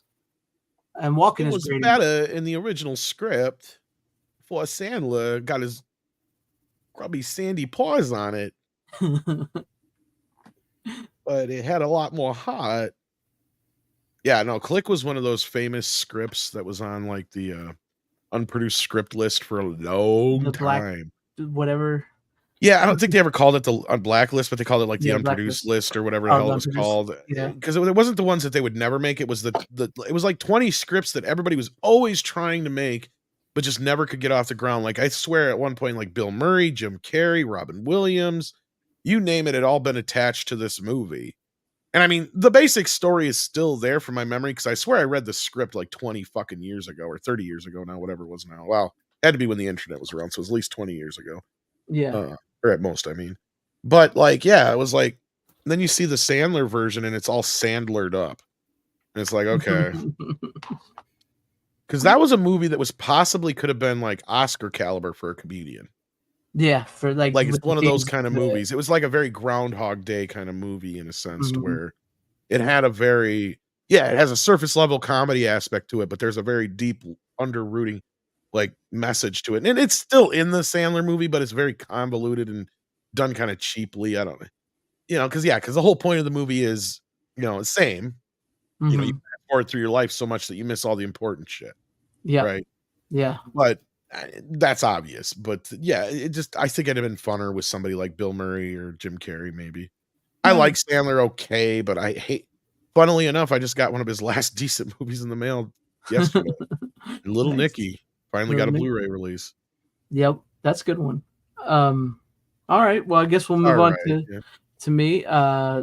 This Yeah, might we went way too long on that one. yeah, we did, but that's okay. It was a good conversation. I enjoyed it. Yeah, me too. Yeah, in the Fuck chat. your own face. There you go. From Tropic Thunder to this, I have a new movie here that Tom and Runner has both seen, and I think you guys are going to be pretty happy that I have this movie. So, without further ado, I have the Super Mario Brothers. Oh yes. Speaking of nutless monkeys, No, honestly, I was glad that couldn't Seth do without Rogen. you, really, sir? No, seriously, a nutless monkey could do your job, but I was glad that his role as Donkey Kong was subdued. So See, that's the thing about the Donkey Kong character in the movie. I like the character, like the way he was written. I just don't like the casting. did If they that already makes run out of the slip covers for that? yeah, I didn't get the slip cover. Really? Wow. Yeah. Wow. Yeah. Yeah, now I'm kind of glad I got this. I still got Evil Dead, the new Evil Dead one with a slip cover. I was thinking about buying that, but I don't It know. was I'm on not sale really- on Amazon the other day, so I was Was like, it? fuck it. Yeah. Oh, It I might maybe still would've be bought out. it. It was only like $20 or whatever, but like, yeah. Oh yeah, I would have bought it Oh. for that because I don't want to pay $30 for it. Yeah, that's why I grabbed it. I was like, fuck Yeah. that. I'm not waiting for it to go back. This was on sale too. That's why I bought this. Yeah. But yeah, I really loved this movie. It surprised me how well I liked it liked all right. it. Yeah. I really enjoyed it, but I was someone who played the Mario games back in the day, like I played all the Wii, Mario games all the way up to Nintendo N64. Switch, all that type of stuff. I even like play Mario Kart at nights, Mario Kart 8 and the Switch with some buddies of mine. Yeah, I mean, I And played it up to Mario just 64. felt like with the animation and stuff, like it looked like the games. It was Yeah. cool. I will say I enjoyed it more than I anticipated. I had a smile on my face. I thought it was very well done. I thought it was very respectful to the fans of Mario, to Nintendo and stuff. I didn't think Peach was insufferable. I thought Jack Black was great as Bowser. Oh, it's Speaking fantastic. of Jack Black from Tropic Thunder, Mhm. I thought it was a good movie. I forgot it fun. was even him until he started singing Peaches. Exactly. That I is true. shit you not. I was like, oh yeah, duh. He's doing the voice of Bowser. I totally spaced that out because he was doing such a good job through the first 30 minutes of the movie. I already have forgotten again that he. Yeah. when he repeats the word peaches, it's like, okay, you can kind of. Oh, I can tell. Like as soon as he started you can singing tell. and then doing the thing, I'm like, oh Yeah, yeah, when- it's when Jack he goes, Black. Yeah, you can- Yeah, like yeah, you get it. when his voice like softens up. Understand. No, but his voice like I'm softens up. gonna It's like love you till the very end. it's when his voice starts like softening. It's like, yeah, that's when you know it's. It Jack almost Black. sounds like he's puffing pot through the whole movie. If you listen to his voice. That is true. But I did enjoy it. The kids loved it. I watched it with the kids. To make They it loved sound like there's smoke coming out of his mouth at all times. You know, like he has that kind of a thing, and you can definitely tell he's doing like a yeah. Because I don't think they're Yeah. manipulating his voice. No, it 'Cause I sounds talked like about it's just this with like somebody like yeah. because somebody's like, oh, I think they pitched his voice down. I'm like, I don't think they did. Because once he starts singing, he sings like you said, Runner, in that lower, smoother version of his voice, and then he slowly ramps up into Jack Black voice, full on Jack Black by the end. Yeah. But I don't hear any manipulation in there. It sounds like pure Jack. I think he's just either he's puffing cigarettes or pot while he's doing it, and that that sound of when, because there's a specific sound your voice has, like a softer sound to it when you're talking and puffing out smoke at the same time. It's just it's a thing for recording. Like, I know just from being you want a specific sound when you're singing or talking, like, you can get it. It's just a way of making it sound. You can't do it with any other way. It's really hard to explain, but anyway. Yeah, I'm wondering if that's how he did the voice, though, because it sounds like it. Maybe, but I gotta say, I did love it, and I did enjoy the references. I thought it really was respectful to the fans, and the kids loved it. They loved watching it, so that's good. So it was fun. I had a good time.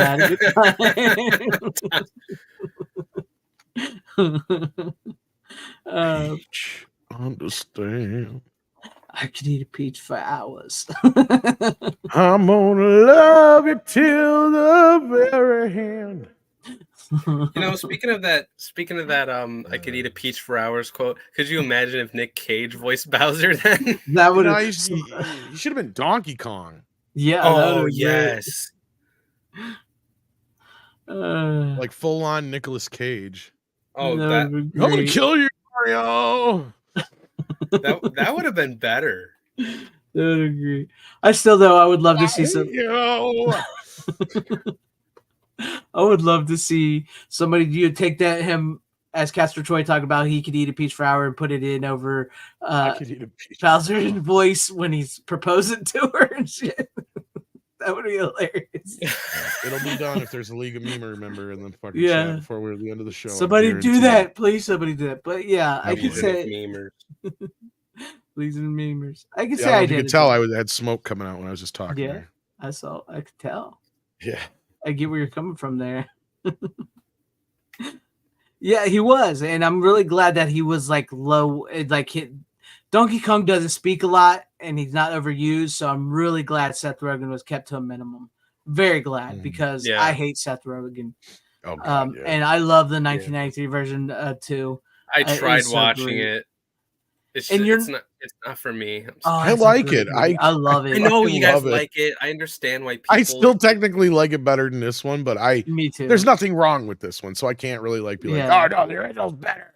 Shoot, I'm with you. I agree that they might have paid some homage to it, and that especially with how they get to the Mushroom Kingdom. I don't know if it's so much homage as just because if you don't know the original story of the original film, that's not the script that it started with. Mm-hmm. And it had been rewritten and rewritten and rewritten and rewritten and rewritten and rewritten, and even Ed Sullivan did a rewrite on it, and he doesn't even fucking remember it. Because I've asked him about it, and he's like, look, honestly, I don't really remember what work I did on that movie at that time. So I don't even know what he added or subtracted from it. But I believe, and this is just my theory, is that the original script was probably very similar to this, right? At the end of the day. It's because basically, you look at a basic idea of what a Mario movie should or could be. The first movie got it right up until they get to the Mushroom Kingdom, pretty much. And that's basically the same way this movie starts.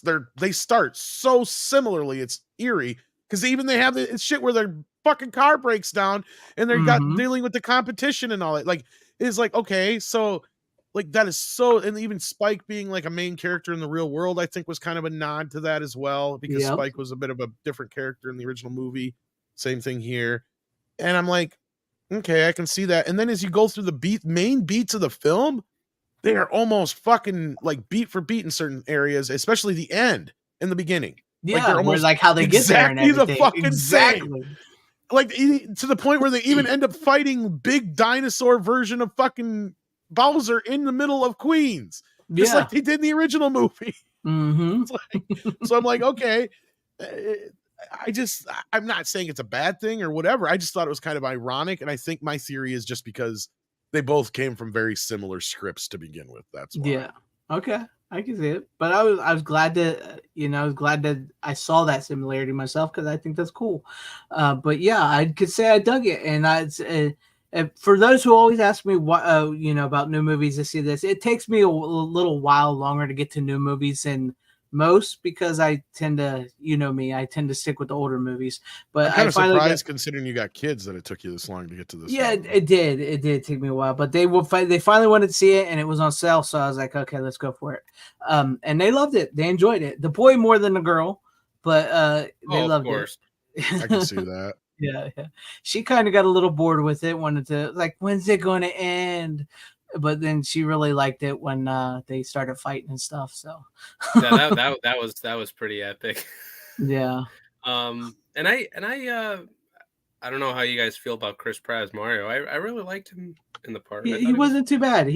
There was times where you could tell it was like, okay, this is just Chris Pratt, but the other times like he did sound like Mario. So yeah, exactly. It's like I always make the defense where like, Chris Pratt is at least trying compared to Seth Rogen, like yeah. like, Well, like, that's like because Chris Seth, Pratt. I don't do voices. Yeah, exactly. Like Chris Pratt, like he's legitimately like a good actor if you've seen him in other stuff, like The Terminalist. Like he's not funny at all. He's very serious. Like that was like really good.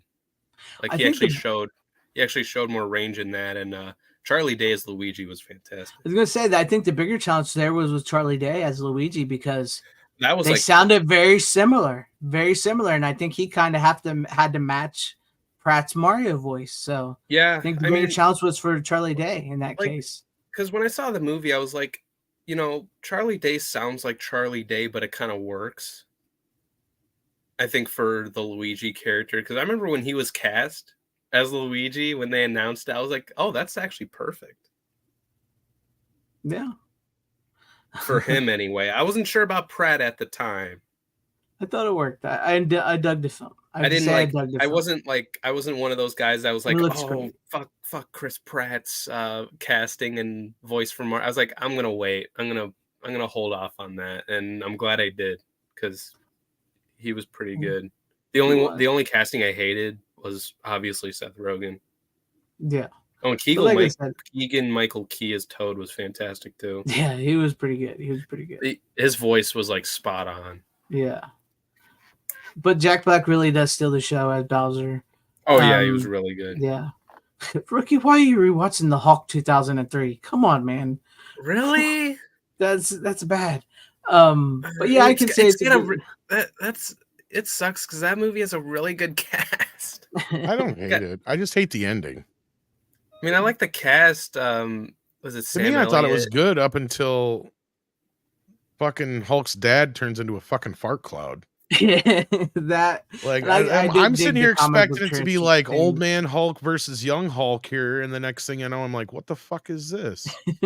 And he flipped the especially after the like I thought we were being prepped for it, especially with the Hulk dog scene, because that to me kicked ass. I'm like, fuck yeah, that was like I can't wait to watch old man Hulk beat on young Hulk or whatever. Yeah, because that's what he wanted. Is he wanted the essence, right? Like right. Anyway. Yeah, I get you. It was good until the end. I even dug kind of like the comic booky feel to it and everything. I didn't like the comic book transitions. I thought they kind of got annoying. I didn't care about those. But I do think the movie is all right up until near Nick Cage. Nick Nolte bites that cord and then it's like, what the hell?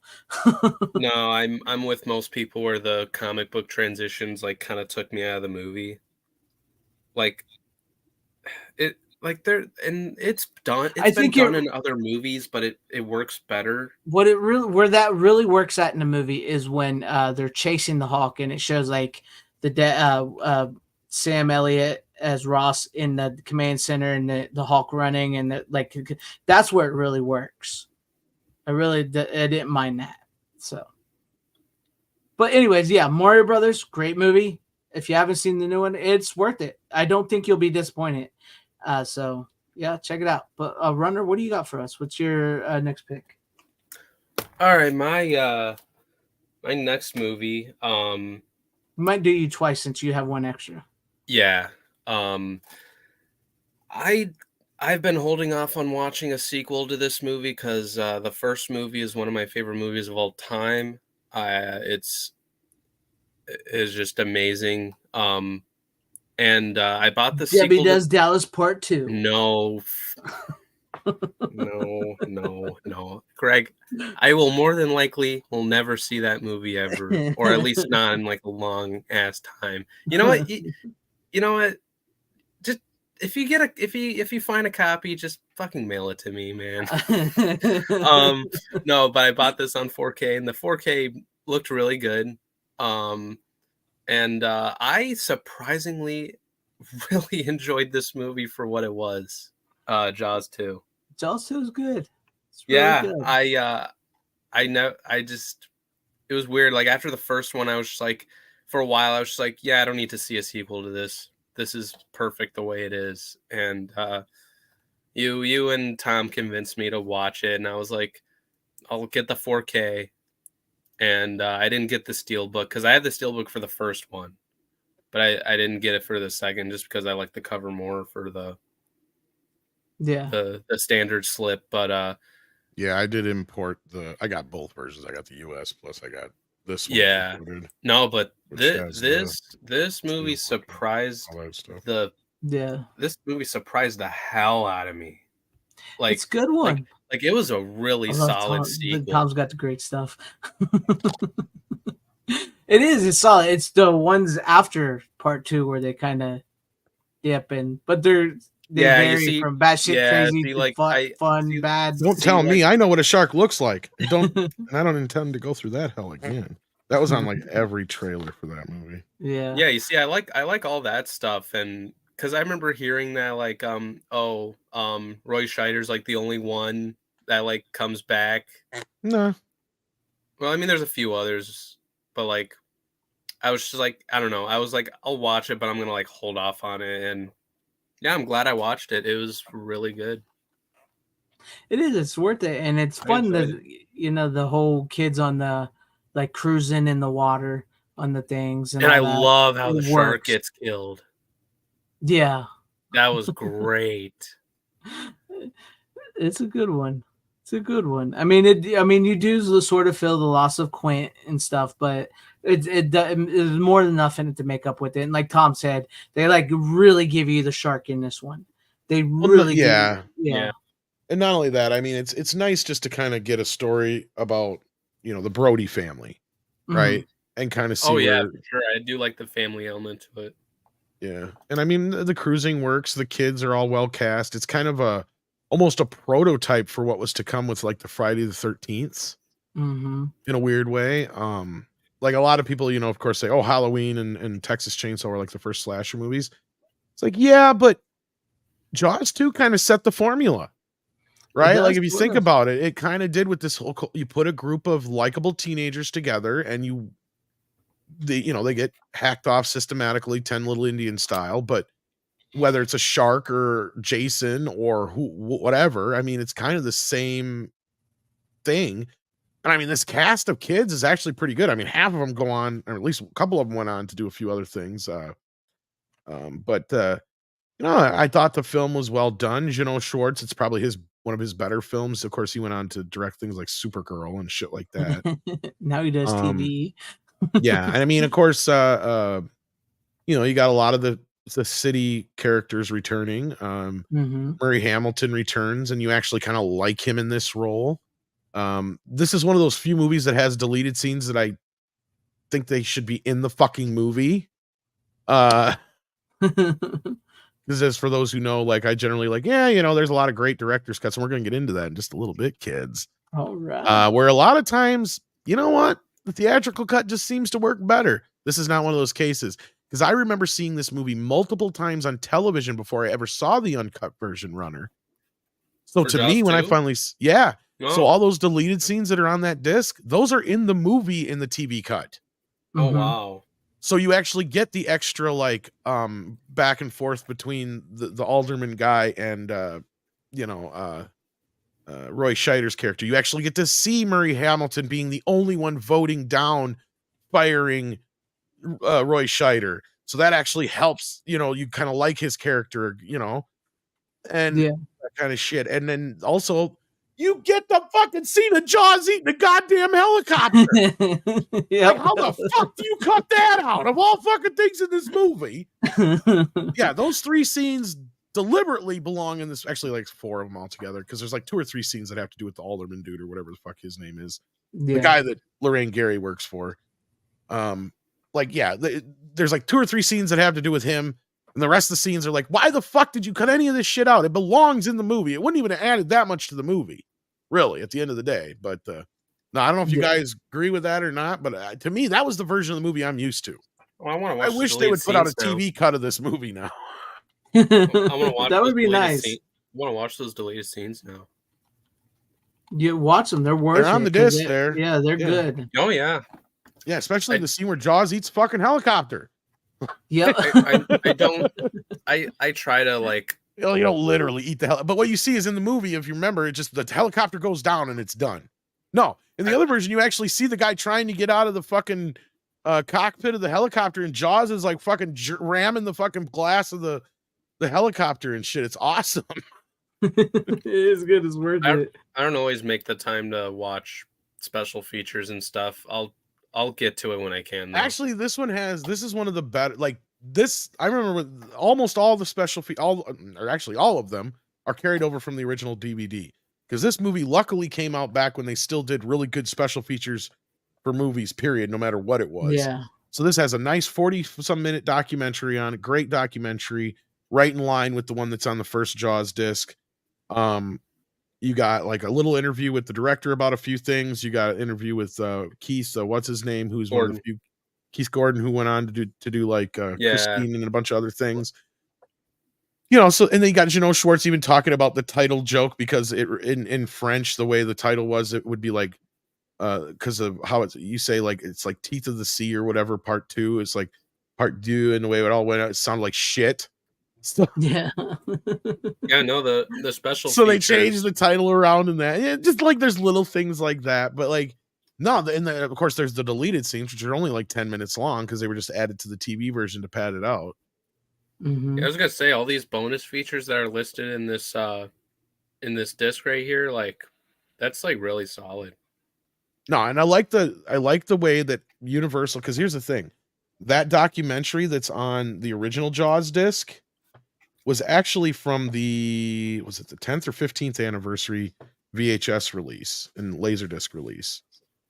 But they actually, even though the documentary for Jaws 2 was shot right around the same time just before they released the DVD, of course, they made sure to make it feel like it's a sequel to that documentary, right? Like they got almost everybody back involved with that documentary.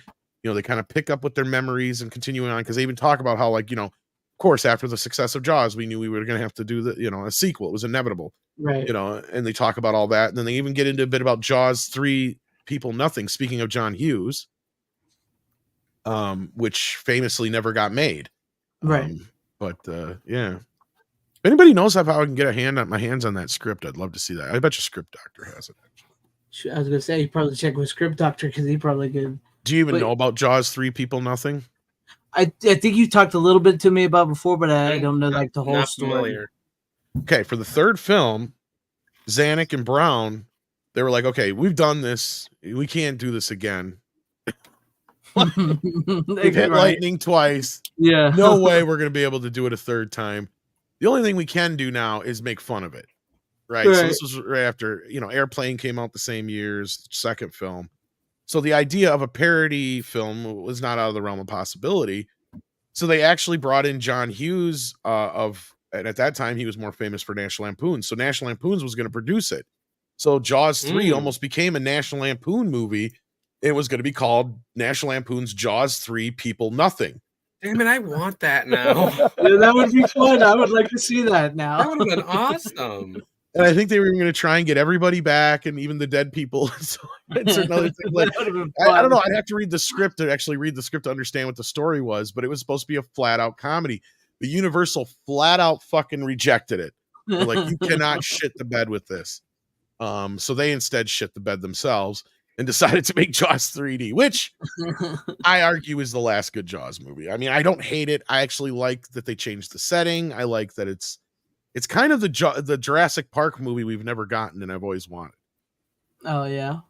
Because that was my thing, is we were always promised with Jurassic Park films that eventually we'd get a park full of people and dinosaurs rampaging and eating them all, right? We got that for like 5.5 minutes, 6 minutes, whatever it is in Jurassic World, and I felt cheated. Yeah. At least in this movie, this whole movie is basically that. It's this SeaWorld being taken over by these two sharks. Yeah. It's not bad. It's like I said, sometimes a lot of people die. Like, I think this Jaws 3 has the highest body count of all the films, if I'm not mistaken. Maybe the second one beats it, but I can't remember. But it has quite a big body count. I know that. And I don't hate it. But the thing I will say is, I know somebody brought up Jaws 3 getting a 4K release. I don't know if that'll ever happen. That movie looks like donkey shit. Okay. The problem is because of the way they shot it with the 3D process. So my guess is that 3D Blu-ray is probably the end of the road for Jaws 3. Like, the fact that we got a 3D Blu-ray, I'm not going to say another fucking word. The only thing I complain about that disc is for some reason they didn't put the television special on the disc, but it's on YouTube, so whatever. There you go. Yeah. And but also I wanted to go back to your point about as well is like about the slasher thing is right. What do they always say about Jason and stuff and these slasher movies? They're like the shark from Jaws. Yep. They always say that. So you have you have that's a good point, Greg. Yeah. There you go. There's a video for you. Yep. So they always say that. But we do have a super stickers, #1 fan from a couple weeks late, 199.99 ZARs. Thank you so very much. South African Rand. He's listening in South Africa. I know that's crazy. It gets me sometimes. Do you test the rains down in Africa? I miss the rains down. But thank you, a couple weeks late. I really, really appreciate it. It always does amaze me. Like, is it missed or test? I thought is it missed? I thought it was missed. You're probably right. Yeah. My stupid kid brain probably heard it wrong as a kid. I never looked at the lyrics. Exactly. But it does amaze me, like people from Africa and Australia and England and Britain. It's just like that amazes me, the reach that we have. See, we're both wrong. I bless the rains down in Africa. Yes, I bless the rains. Okay. That makes sense. Okay. That makes sense. But thank you seriously for the super sticker there a couple weeks late. I appreciate that. I'll give you a little something for that. I'll give you what can I give you? I'll give you a little Nick Cage.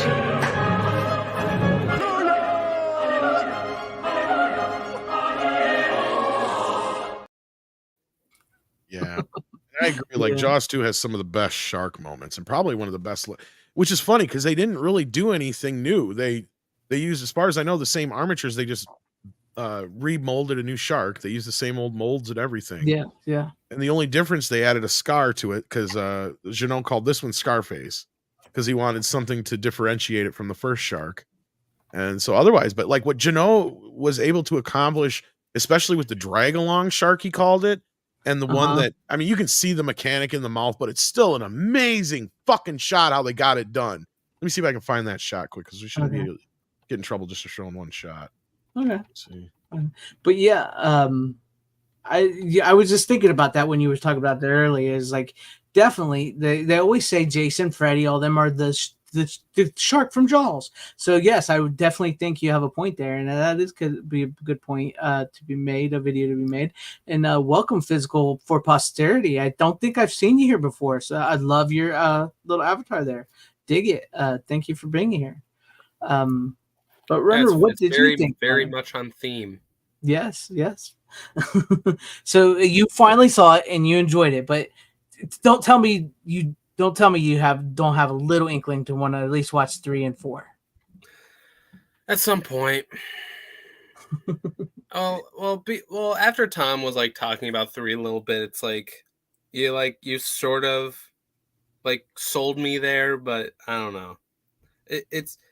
It's gonna be one of those I'm gonna watch it at some point, but not anytime soon. The Jaws 4 with is that the one with Michael Caine? I think it is. Michael Caine's in Part 4. Yeah, Part 4. Yeah, that's the one that everybody seems to hate the most, honestly. But I didn't know he was in that one.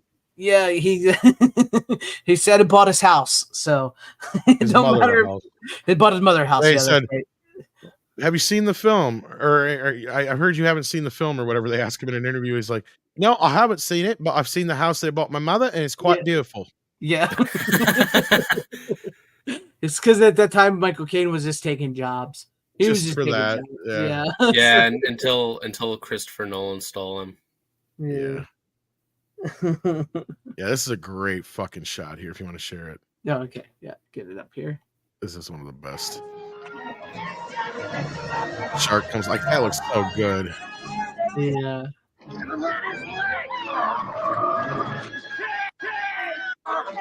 Skip ahead just a second here. I don't want to get you too much trouble. Yeah. This shot right here. Oh my god, that was so yeah, good. that's a great shot. I Dude. love that. And they did that like in real time. Like, you know, I don't remember how many takes he said they had to do, but they just happened to get lucky that one shot. I mean, you can see the mechanics in the mouth, but I don't give a fuck. That's an amazing no, it looks shot. great. That did look. I didn't notice the mechanics of the mouth when I saw the movie. That It's looked like- great. It's like where Spielberg had to make do, and he made it really memorable without ever actually showing the shark. It's You know, on the other hand, you're right. He's like, I got to show this bitch off. Yeah. Like, he does a really great, like with that shot, like he does a great job in showing the shark. he says it right in the making of So- it too. He's like, I can never get that reveal that Spielberg got again. So my idea was, I'm going to show the shark a lot. Yeah, no, that's a good yeah, idea. yeah. And he's like, not only am I going to show the shark a lot, I'm going to try and get angles and things. He literally strapped a fucking saddle to the shark. So all those shots that you see where it's from, because he's like, I always liked the water point of view in the first movie, but we never got like, he's like, I had this vision in my head of the fin in front of us. So like all those shots in part 2 that are great, where it's like you see the fin in front of you in the shot, that's him on a fucking saddle. Goddamn shark. It's awesome. You gotta love the creativity, man. I mean, he knew he couldn't duplicate the first He was movie. like, I'll just so give he me a fucking saddle. went We'll for fucking it. do this. Yeah, he went for it, and I applaud him for that because it does make for a great sequel. It really, truly does. Oh yeah. Well, and it's the sequel that movies like. Here's another thing that most people don't realize. That was the first movie to ever have the number 2 in the title. Mhm. Oh yeah, you have told this story. Everything before that has been Roman numerals or a completely different title, like all the Planet of the Apes movies and stuff like that. This was the first time in American cinema history where you actually had the name of the movie 2. like not fucking around, just like bam. And it started a whole era. Like that's what I was saying. Like, because right after this is when you had like a lot of the horror sequels come about too. Mhm. Like Halloween 2 was not too long around the corner, Yeah, and some of the other Halloween stuff, you 2. know. Because a lot of movies, you didn't have franchises at this point. There was so few of them. Planet of the Apes was one of the few. I guess you Yeah. could go back to the Universal. You have to go back to the Universal monster movies basically to Pretty find much, like, yeah. you know, and some of like the Blob had like a sequel once in a while, but Yeah. rarely did you get a very big prestigious movie. Like even The Godfather Part 2 was almost like not even considered like a sequel in weird, you know what I mean? Like it was a Yeah, 'cause- sequel, but it was yeah. a continuation and Yeah. and a prequel at the same time. So it wasn't even your standard kind of retread or anything like that. And I mean, some people have said over the years, and I think unfairly, that Jaws 2 is just a retread of the original film. I totally disagree. Yeah, I don't think so. I mean, I I don't think it's think got a so. lot of originality to it. And I love how Janot really plays with this whole idea of trying like that's the only thing, I guess. If there's one thing that showing the shark so much in the beginning of the movie does, is it takes that Hitchcockian element out of it. Or actually, I guess it gives it that Hitchcockian element to it, more so is a way of putting it. To where I think if the audience didn't know for sure if there was a shark, along with everybody else, and only, you know, Brody was the one, you know, like you could have followed along with that craziness, right? Mhm. Like you're like, I'm not even sure if is he losing it? You know, Yeah. they could have played with that just a little bit more. But Mhm. other than that, like that's the sad part, is there's nothing I can go, you know what? That's the only, even as a sequel, sure, is it nearly as good as the first film? Fuck no. But what else were you going to expect for a Jaws 2? Right?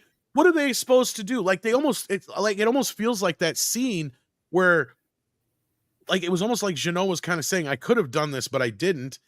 And that is where he comes home after, you know, calling Hooper, and he literally misses the phone call from Hooper, right? Mhm. Like in the Mhm. scene. So it's almost like Janot saying, yeah, we could have just brought back Richard Dreyfuss and gave him all the money in the fucking world and just done a retread of the first movie, but that's not what we're going to do here. Right? Like that's what I loved about that kind of scene, because that scene just kind of tells you up front is like, nope, Hooper is not coming back. We are not going to go back out on a fucking adventure with these guys. That's not what this is. Right. And his whole inspiration was he's, had saw American Graffiti a few years before that. And he liked the idea, and him and Carl Gottlieb had talked about this, the idea of the cruising culture. Right. And he's like, they noticed that was kind of becoming big. He's like, well, what if we translated that into a boating cruising culture, like with sailing and stuff like that? Like the kids, of course, if you lived on an island, you'd be more interested in that kind of thing. So like that just kind of built from there. And then the other side of it was, Roy Scheider's in stuff dealing with, the shark and nobody believing him.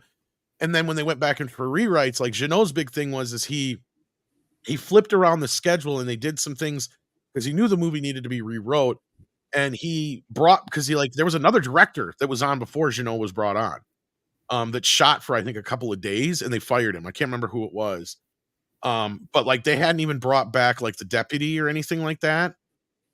And so that was one thing Jeannot did right away, was brought him back into the story and gave him a part and some other things like that. Like Jeannot really wanted to be like, look, we want the people of this town to be this movie now, because why wasn't that character there? We saw him in the first, we loved him, so I brought him back. Jeannot has put him in almost every one of his movies ever since as a part of Supergirl. That's cool. Because he even said him and Jeff became really good friends after that because of that. Like, Jeff's something, I can't remember the guy's last name, but the guy who played the deputy. deputy. Yeah, that's cool. I mean, happy to do it. At least he had to write a deal. It's like, if you're not going and to their scene is great too when he's like, "You're the sheriff now. I don't want your job." That's a great fucking scene between them. Yeah. Oh, it is a good movie. It is a good movie. Yeah. So Runner, now you have to get Jaws 2. Yeah, Jaws 2 is great. Now you have to see 3 and 4. Yeah. 3's all right. 3's all right. No, like I said, I'll watch them, but probably not anytime soon. Like I'll get to them at some point. Leah Thompson in it. Yeah. Young, wait, which one? Sexy Leah Thompson. Jaws 3. Oh no shit. Yeah, and Mike Brody turns into Dennis Quaid. Yep. And Joe Beth Williams is in it. Yeah, and it's Lawrence Fishburne's in that one, right? Or no, not Lawrence Fishburne. Louis Gossett Jr. Yeah. I want you to close down the park. I want to see the exits. Nothing gets in and out. Yep. But the great pick there. But Runner, since you have one extra than us, let's go to you for your final pick, and then me and Tom will do our final picks. So, right. What do you got for your last one here? Well, I just watched. Was it Bess today. Armstrong? I'm sorry. Thank you. I was wrong. Yes. Oh, okay. Bess Armstrong. Yeah. My bad. I just watched this one on 4K. I got this from the Kino sale too. It's also still on sale if you want to pick this up too if you haven't. Really like this movie. I haven't seen the original, but I know a lot of people love this movie, and I gotta say, I really enjoyed this one too. Invasion of the Body Snatchers. I need to watch that. I've still got the Shout Factory disc in plastic. And really? You haven't seen this movie? I've seen it, but like, when I was like 12, maybe 6, something like that. Like whenever it was on TV all the time. Like that's the most famous version of that movie. Yeah. Oh yeah. I like it. I do like that aside movie. From the initial original one, but yeah. Personally, I like the original better than I like the remake, but I think that is but those two are probably the two. Like considering that movie, I mean, you'd have to look. I bet you Invasion of the Body Snatchers has been remade almost as many times as Dracula. Yeah. I think because then there's one in the There's been one almost every decade. Even if it wasn't called Invasion of the Body Snatchers, you even had Invasion or whatever it was, like 10 years ago with Nicole Kidman in it. That was a remake of it. Yeah. They even had movies like Puppet Masters, which was clearly even had fucking Donald fucking Sutherland in the movie. Did it, with the bugs on the back of their neck or whatever. Yeah, very much. So you had a lot of those kind of movies in the 80s and 90s. Yeah. It is a good movie. It is like next to like The Fly and The Thing. That is how you do a remake. And actually, I think the '90s remake is actually considered well liked as well too. That's the one. There was one. What was that one 90s. called? Oh, I heard that one. I think it's called Invasion of the Body Snatchers. Is it? I don't remember Yeah. them doing one of them. Who was in Let that? me think. Let me look it up real quick. I remember. Steven will remember if not. I remember hearing about that. I think But I anyway, know- how'd you like Spock? Yeah. Go ahead. he was fantastic in it. I thought he was That's really illogical. good. I'm not gonna lie. I kind of a little bit of spoilers for. Oh yeah, I everyone. do now kind of remember Body Snatchers. They did it right Yeah, around the it's same Body time as the Snatchers, Blob. Yes. Yep. Who was in it though? God damn it. Jeff Goldblum is in this. Yes. Is that it? Is it Jeff or is it somebody else? No, Jeff Goldblum's in the Oh, 70s. Jeff one. Goldblum. Oh, he's in this one? No, but who's in the remake? The 90s one. that they I did? don't I just remember. I totally fucking forgot that existed until you guys just brought it up. Forrest Whitaker, Meg Tilly, Gabrielle yeah. Anwar. Yeah, I've seen that one too. Way back when. Way back when. Yeah. I don't think I've heard of that one. Because I remember the poster. Yeah, it's with the face splits open with the girl's Yes. face. Yeah. Yes. It's oh my considered god. a good one too. Like the original Body Snatchers, the 70 Body I Snatchers. totally and the forgot 90s that one Yeah. existed. All three of those are actually considered really good. And I know Mike, who joins us once in a while and on 4K for you, he loves the 90s version. So Oh, Abel Ferreira directed that one? Okay. okay. Sorry, I didn't mean to hijack that. Right? Yeah. Go ahead, that- talk no, about that- the that's 70s fine. version. It's kind of funny to see your mind blown like that. I'm not I gonna lie. fucking hated the one with Nicole Kidman though. That one Yeah, was that one's dumb. shit. That is shit. It was pretentious as fuck on top of it all. I guess, I guess three strikes are good. The fourth one just it earns it. Is that one of the 1990s one in fucking Blu-ray? I totally forgot about that one. Yep. 1993. Yep. I remember it with the fucking poster. Forrest Whitaker. Yeah. Mhm. Yeah. Yeah. This one was kind of more of a remake of the 70s one though, wasn't it? Yeah, I think it goes more in line with the 70s one, but it's I was gonna a little more say. military than the other two. I think it's a little more military Okay. to it. If I remember correctly. It's been a long time Warner since put I've it seen out. them All right. movies. Not a very well-known cast other than Meg and Forrest, it looks like. Yeah, I remember Gabrielle- seeing this on cable. Yeah, that's where I saw it. Gabrielle Anwar she was hot back in the day. She's been around for a little bit. Looks like it's only been on DVD, Really? I think. Hmm. Yeah. Oh no, never mind. I take that back. It's gotten a Blu-ray. Okay. It was an archive collection. It's called Body Snatchers: The Invasion Continues. So is it meant to be a sequel to the 70s one? I don't know. It's been so long. I know, like I said, I know Mike really, really likes the movie, so he could explain it to us a lot better. But I remember it being good. It could be run a sequel to the 70s one. Inspired by the it's from the same producers. Mm-hmm. So it might be considered a also ran sequel, even though it's a different company that put it out. Like a loose sequel or But something. it's from the producer of the 78 remake. So maybe it is kind of a loose sequel. Huh. We just like went into the 90s one, and Runner's just like, yeah, I like the 70s. No, it has this tagline I never noticed before. The invasion continues, it says on it. Yeah. Huh. No, but like I was more familiar with the 70s remake just because of that very end. Like that's been memed so much. Yeah. Yeah. No, that We was- used to use that for the Gina Donald Carano thing, yeah. Yeah. See that one, that's where that one really gets you, because that's where they do really good on the remake, because in the original film, I don't want to spoil it, but it's from the 50s. In the original film, it's the woman that is it has been taken over. So it was a nice, because they played up really nice at the end of the 70s one when they reveal it's him. So yeah, that's the poster I remember a lot. Yeah, From it's the hard to 90s read there, version. but it says, let me see if I can switch it over here. It might get bigger. That's what she said. There we go. All right. See, it says the invasion continues at the bottom of the How much is that one? I may have to buy that one. $17.99 right now. That's not bad. It's an archive collection. That's literally literally how much I paid for this fucking thing right here. Yeah, $17.99. I can't believe I told only one left in stock. No, they'll have it tomorrow. I have no reason to get it now. I'm sorry. Not anytime soon, anyway. But Oh, it's not even sold by Amazon. That's why. No. Oh no, but Probably out of print. No. This was a good Prom. movie. This is a really good cast too. Mm-hmm. Donald Sutherland, Brooke Adams, my bad. Leonard Nimoy. Leonard Nimoy. I didn't really know he was in it. And Jeff Goldblum. Yeah, I really liked Leonard Nimoy's character, but then when he switched, I don't know. I didn't care for the character as much. Well, I mean, he was invaded by the body snatchers, so Yeah. Yeah, I know. so it's not technically the same character anymore. It was weird because it felt like it was the same character. I don't know. It was weird to me. It was weird. I didn't calculate it like that, but yeah, you're right. It was just weird. Yeah.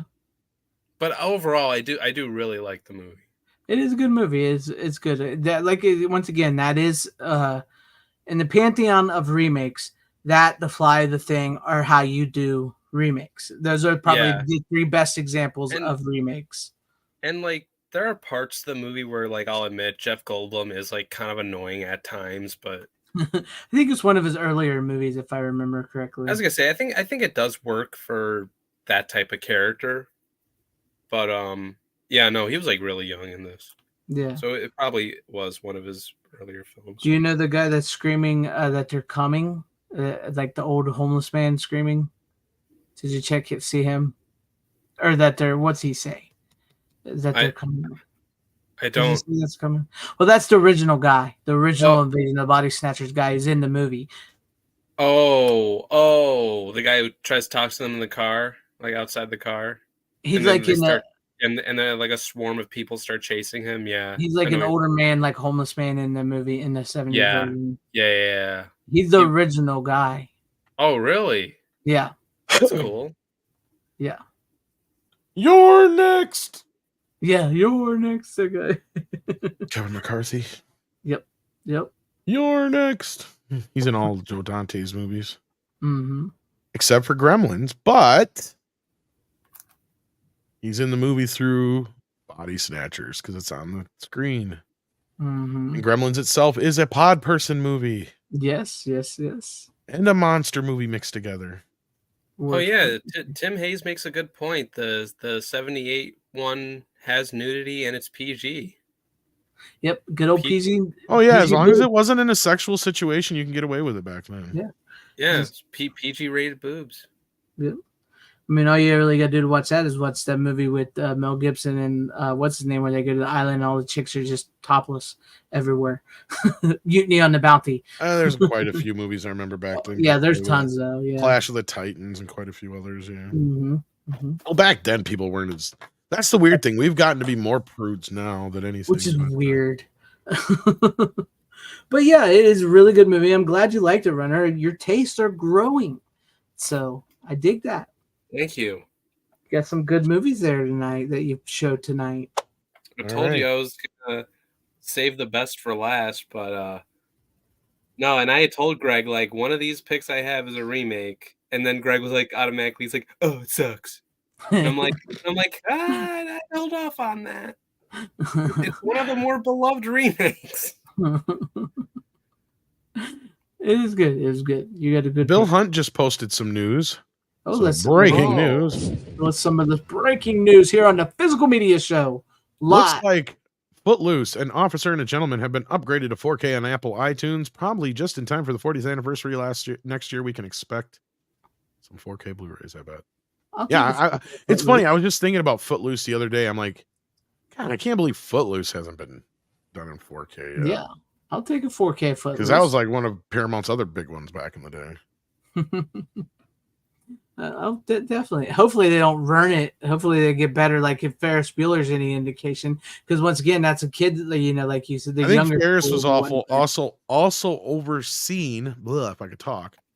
By I don't know if it's original cinematographer or editor. Because remember we saw that footage, and half the reason it probably even got the funding for a 4K fucking scan again is because of fuckers in Mutant Mayhem.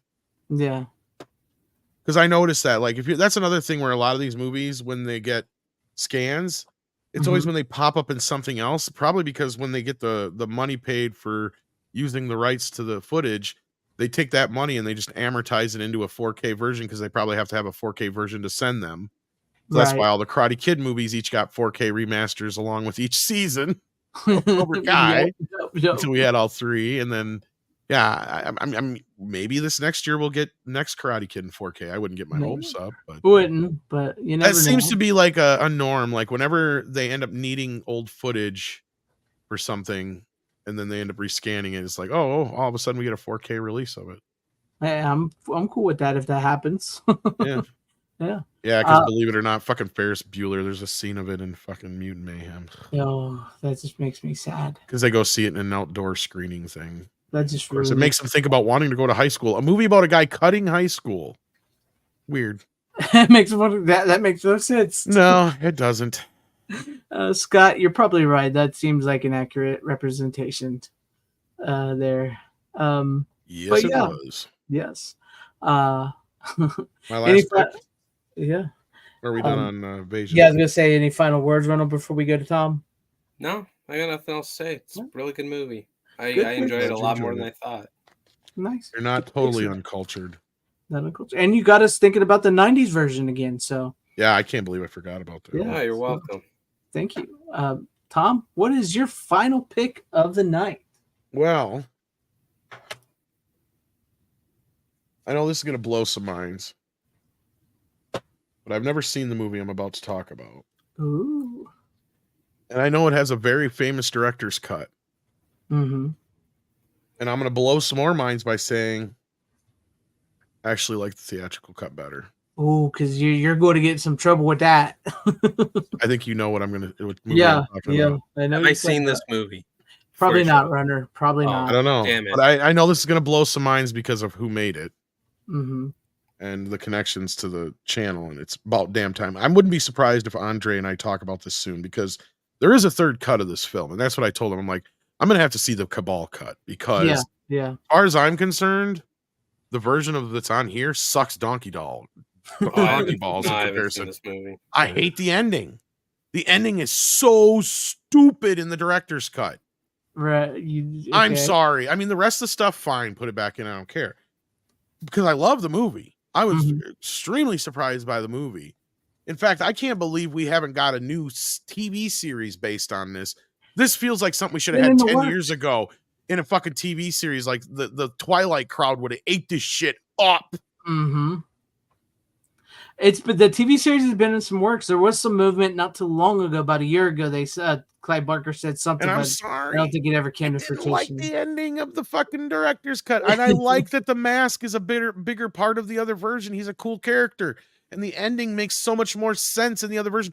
Who gives a shit about her becoming a monster? That comes off so fucking stupid in this movie. Oh my God. Like you couldn't. Okay. You're telling me you couldn't have come up with some way that she got hurt during the fucking fight. And that's why they changed it. The way it happens in this movie is so fucking stupid. I am sorry. She comes off, this character by the end of the movie comes off like a complete fucking nut job, as I've heard she does in the book. I've never read the book, but I've heard it's the same problem with the book, is that this character comes off like a complete and utter fucking nutcase, as she does here. Version. Now, the great part about the theatrical version is it cuts all that shit out and down to where the character is actually likable. I liked the character and I don't give a fuck if she's a singer. I don't need to sit there and listen to her sing Johnny Get Angry for 3.5 fucking minutes. You're one of those rare people because a lot of people prefer the director's cut over the theatrical cut, but I'm going to say something controversial as well. I like the theatrical cut better too. It has the better ending. I'm sorry. And it actually sets it up for a better sequel than what the Cabal cut did. I think the biggest thing is with that is and I hate what's his face getting killed in the director's cut too. That fucking pissed me off. Narcissus. Oh yeah. Yeah. I love that David Lynch is in it. That's cool. Yeah, he's one of the best characters. That's what I'm saying. He's one of the great. Yes, that's what I mean. Like, I can see this. Like after I'd done watching this movie, I'm like, oh my God, how have we not had a TV series of this that we're in season fucking 5 by now? Exactly. It was like at one point in time, I think in the early 2000s, there was supposed to be a TV series. It was being worked on, and then something happened, and then like I said, about a year or two ago, maybe Clive Barker was saying there was movement on the TV show, and then we never heard nothing else again. So Well, and I know that I know things about Clive I can't say yeah, publicly, yeah, but like, why not do it? yes, Do it all practical too. And in fact, take all these races that you created for this movie and expand upon them. Right? yeah. Like, I love the whole. Oh my God, yes. Isn't he so fucking great? Yeah, I meant Cronenberg. I said Lynch. Yeah, Cronenberg. Yeah, sorry. I do Yeah. the same thing all the fucking time. Though, Yeah. so I didn't even fucking think to correct you because I always get those two Me too. flip-flopped. But that's because they're both two great director actors. Mm-hmm. Especially Cronenberg, because that motherfucker can play. Oh man, that him in that mask, dude. Just his performance, and I can see why they amped him up for the movie. Now, I do understand. I understand the problem with the movie, because that's the thing is they bitch about things about how the studio sold the movie and that they were upset that certain things got changed from the book. But they still don't. I still don't ever hear like anybody truly say outside of the one individual guy who produced the director's cut. Even I'm trying to even remember if Barker himself even says that he likes the director's cut better, because he even cut this version down in comparison to the Cabal cut.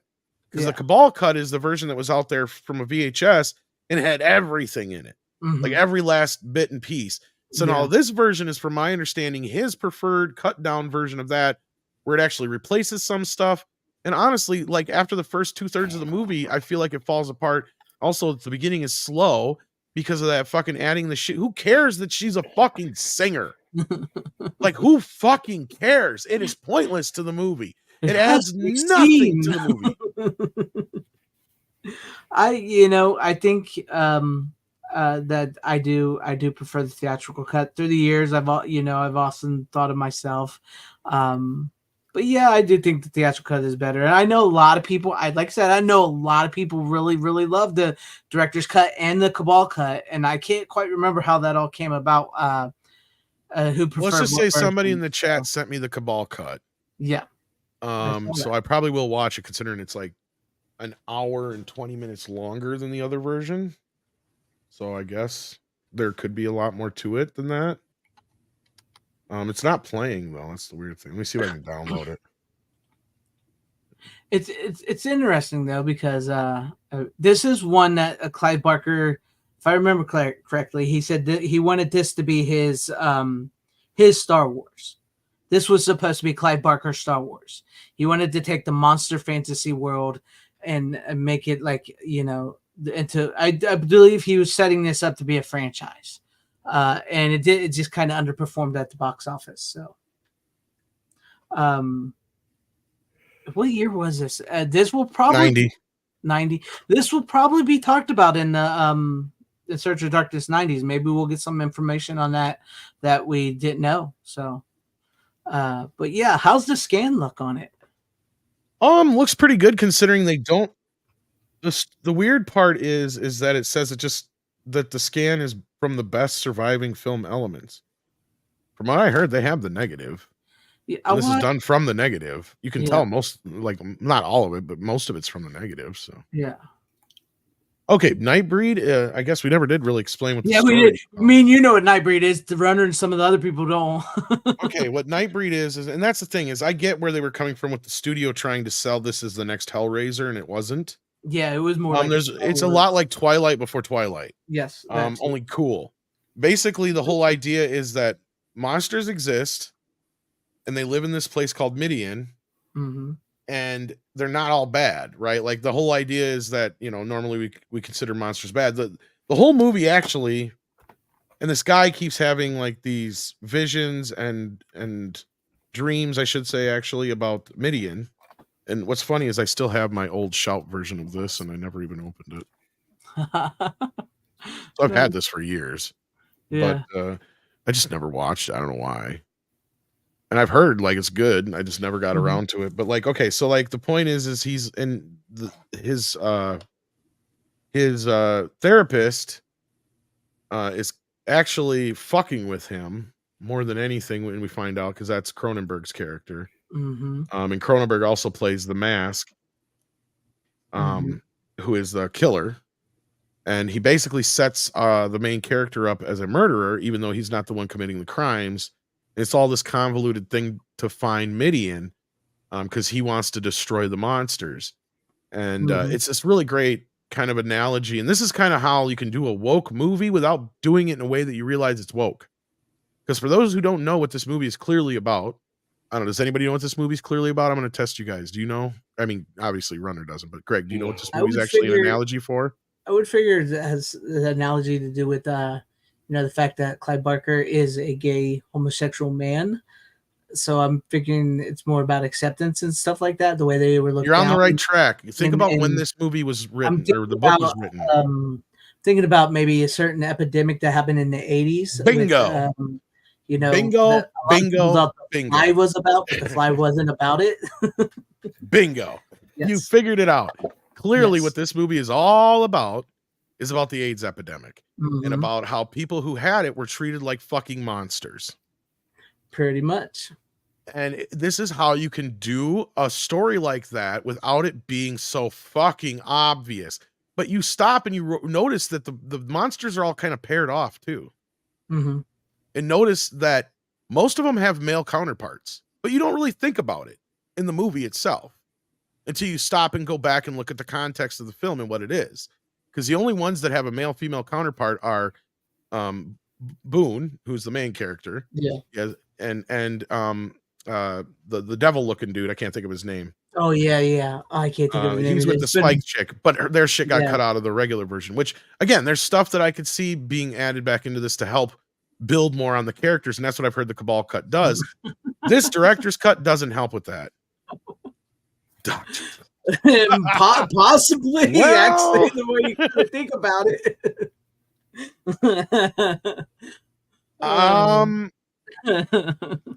You're not. Go ahead. Or not Lynch. Cronenberg does kind of come off a lot like somebody like him, but he's a therapist, not a regular kind of physician. Yeah, not like one of those type guys. Yeah. So it is done very well, and it's I don't think a lot of people like you said, it's a movie where people watch it and think, oh, this is cool. Bloody monsters that aren't bad. And, Cronenberg's wearing this mask and he's killing people. So people don't really get the subtext. And that's a great way how you do this a movie like this and get people to like the movie without, shoving it in your face. Well, there's even subtle subtext in it. Like, I mean, and I already kind of knew what this movie was about going into it because I talked to people so many times about it and behind the scenes and everything like that.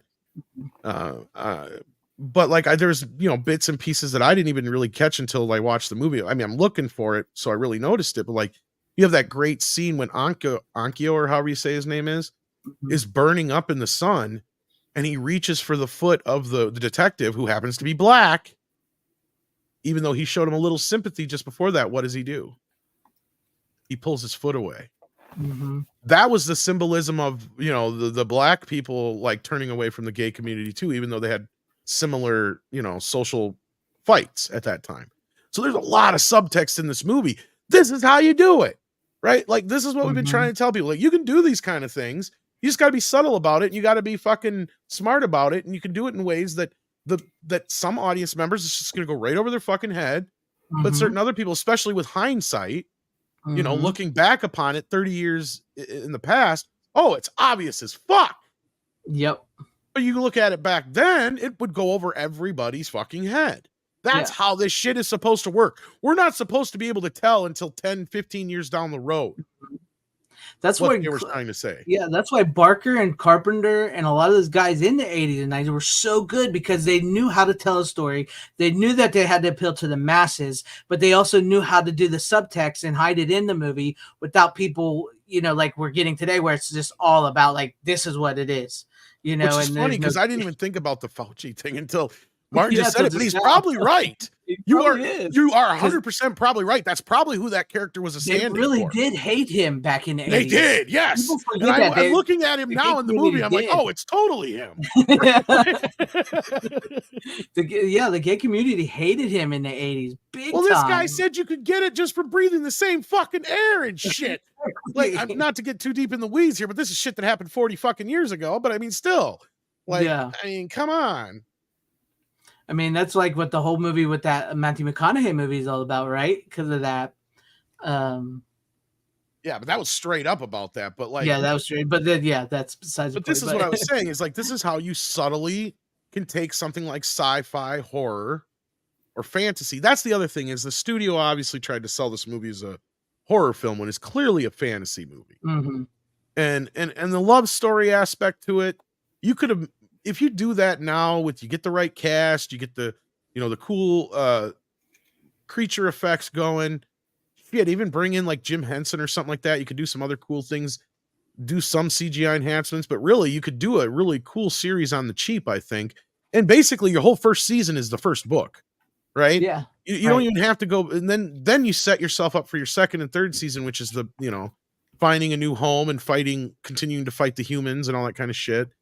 You know, and that's why I like the ending of the movie. In fact, if I was going to make a TV series out of it, I would borrow more elements from the what Clive changed for the movie and they did with the reshoots at the end, because that sets up, you know, the Mask as your new big villain with the priest as his secondary, right? Yeah. Like it's almost like a comic book movie. It when does, you get to like, the end of it. Yeah, because he like he comes back, you know, like when you think he's defeated, he's like, you know, there's more to it. So And I love that I saw their God and he burned me. Yeah. Cronenberg is so Burn freaking him good in that back. movie. Oh man, but I'm glad to hear it's 4K because I've been thinking about picking up that 4K. Good. And luckily, and this is the other thing I didn't even know about this. So shout out to Shout, Mhm. other than not giving us the director's cut in 4K, which after watching it, I don't know if I'll really watch it again. I mean, I'm going to watch the Cabal cut since, thank you to the listener in the audience. I don't want to dox you for it, you know. Mhm. Sent me it. I mean, technically I can own it because I own these, but like, I guess this is a lesser version of, I didn't know this when I bought it. They only had a limited edition that had the theatrical cut in it, I guess, at the time, and some special features on that disc. And so this has all the discs in it. And again, so this is a 4-disc set. So they just added one more disc to that 3-disc version of it. This, on the other hand, I believe is only a 1-disc set. While it has a DVD and Blu-ray, but if you get my drift, Yeah, like, I get you. so you're missing out. I didn't even realize I was missing out all these years on the other shit, even though I can watch it. But so now for those who missed out on that original release, now's your shot at getting the full-fledged special edition. There you go.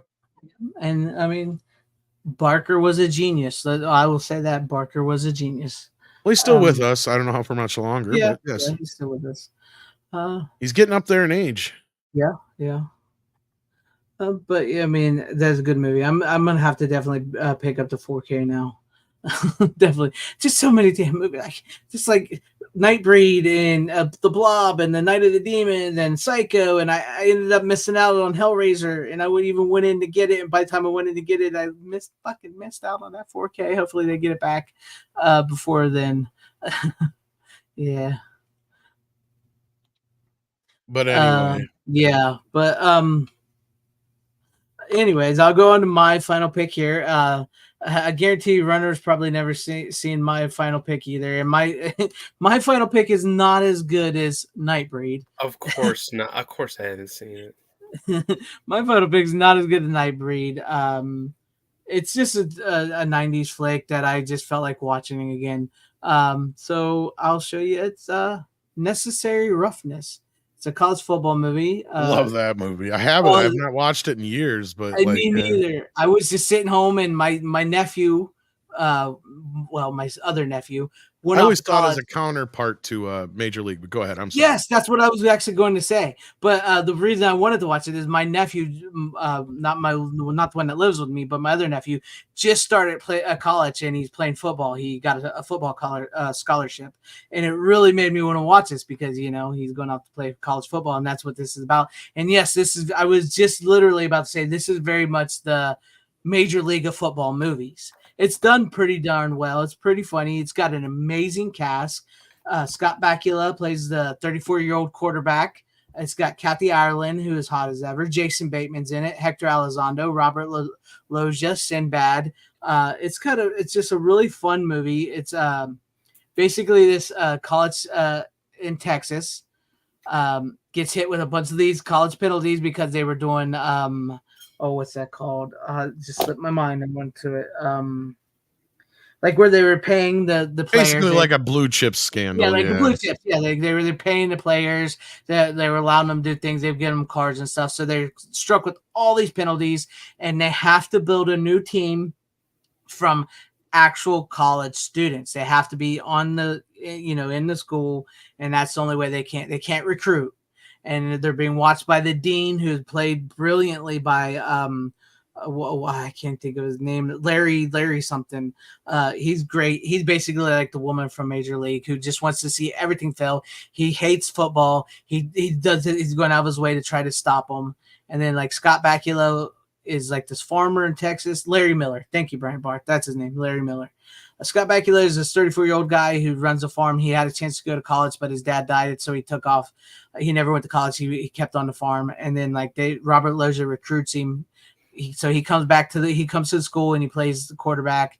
And then Sinbad is a professor who has 2 years of eligibility left. So he joins the team. So like they get all these like ragtag people together to play this team. It was kind of like the replacements before the replacements in a weird way. Very much. It's very similar. I mean, like you swap out. And I Scott think Bakula it was always meant to be like a counterpart to Major League because if you look at the poster, it clearly. Yeah, it is very much. I think it has the same producers or something like. Is it a Morgan Creek movie or not? I can't remember. This is a Paramount movie. I know it's Paramount, but like it doesn't say Morgan Creek. It just says Paramount. Okay, then maybe it was just Paramount just cashing in on that craze, but yeah. Because the football is a clear throwback to the baseball, but yeah. David Fuller wrote it, so co-wrote it. So that name sounds familiar. Let me look. That name sounds very familiar. Have a good night, Sean. Thank you for hanging with us. Appreciate it, man. Have a good night. But yeah, it's a fun movie. Runner, I think you would like it. Go ahead. Who was it produced by? It was produced by, let me find that, Howard W.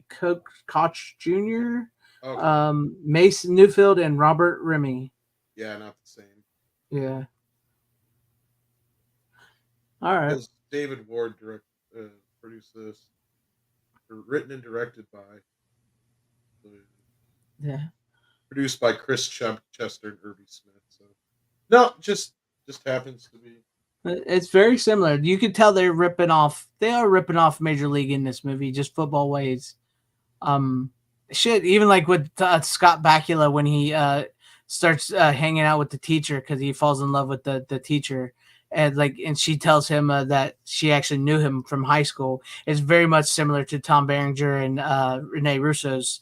Very similar, even how it all plays out. But it's a fun movie. It's funny. It's got great things, and it really builds to this really pretty solid conclusion. And Rob Schneider is the voice of who calls the games, so he's in it. He's pretty funny in that. So yeah, if you've never seen it, I recommend it. It's a great '90s college football film. So yeah, and you know what's funny is like the guy that we just talked about not too long ago from Batman Returns, who played Walken's son. He's in this movie as one of the football players. So that was interesting when I saw him. But yeah, I saw it. My nephew went off to college, so I felt like I wanted to watch a college football movie So if you guys never seen it, I do recommend it. I think it's a bit underrated. It's good. It's been a few years since I've seen it, but Yeah, I had the it's been a DVD while. for the longest time, and I got the Blu-ray. It's still in plastic, but I know it wasn't that long ago it came out on Blu-rays. Yeah, not long ago. And it's super cheap too. If anybody, I was just checking the price of it. It's still pretty cheap. Yeah, it's not a bad scan. There's really no special features on it. Just some trailers for other football movies. But yeah, I think you guys will have a good time with it. All right. Nice. Yeah, so there you guys go. That was like I said, after talking about Nightbreed, there was no way my final movie was going to top like Nightbreed, because I mean, trust me, it's not. But yeah, there you guys go. Any final words? You get anything you guys want to say, promote, or anything before we head out? No. Night, Brian Barth. Thank you. Nothing. All right. Well, I'll say this: if you're going to be at Fan Expo Chicago Sunday, I'm going to be there just that one day. Okay. If I won't be there, but no shit. If you're going to be at Horror Hound, the next week, I think like literally next week, like Friday and Saturday, I'll be there in Indianapolis. Cool. You're gonna see a good show. I wish I could make that, but I can't. So yeah, pretty excited. Yeah. All right. Well, fine runner there if you guys are going there. Make sure you stick close to my channel tomorrow. I'm dropping my interview with David Weiner, the director of the In Search of Darkness. We discuss what he's got planned for the new 90s version coming. Check out Runner's channel. I know he doesn't have anything posted, but check it out. Check out Tom's channels, Midnight's Edge After Dark, Midnight's Edge Radio. Check them out. Give them subs. Enjoy this stuff. And as always, thank you for watching. You don't have to go home, but you can't stay here. How you doing? Bitches leave.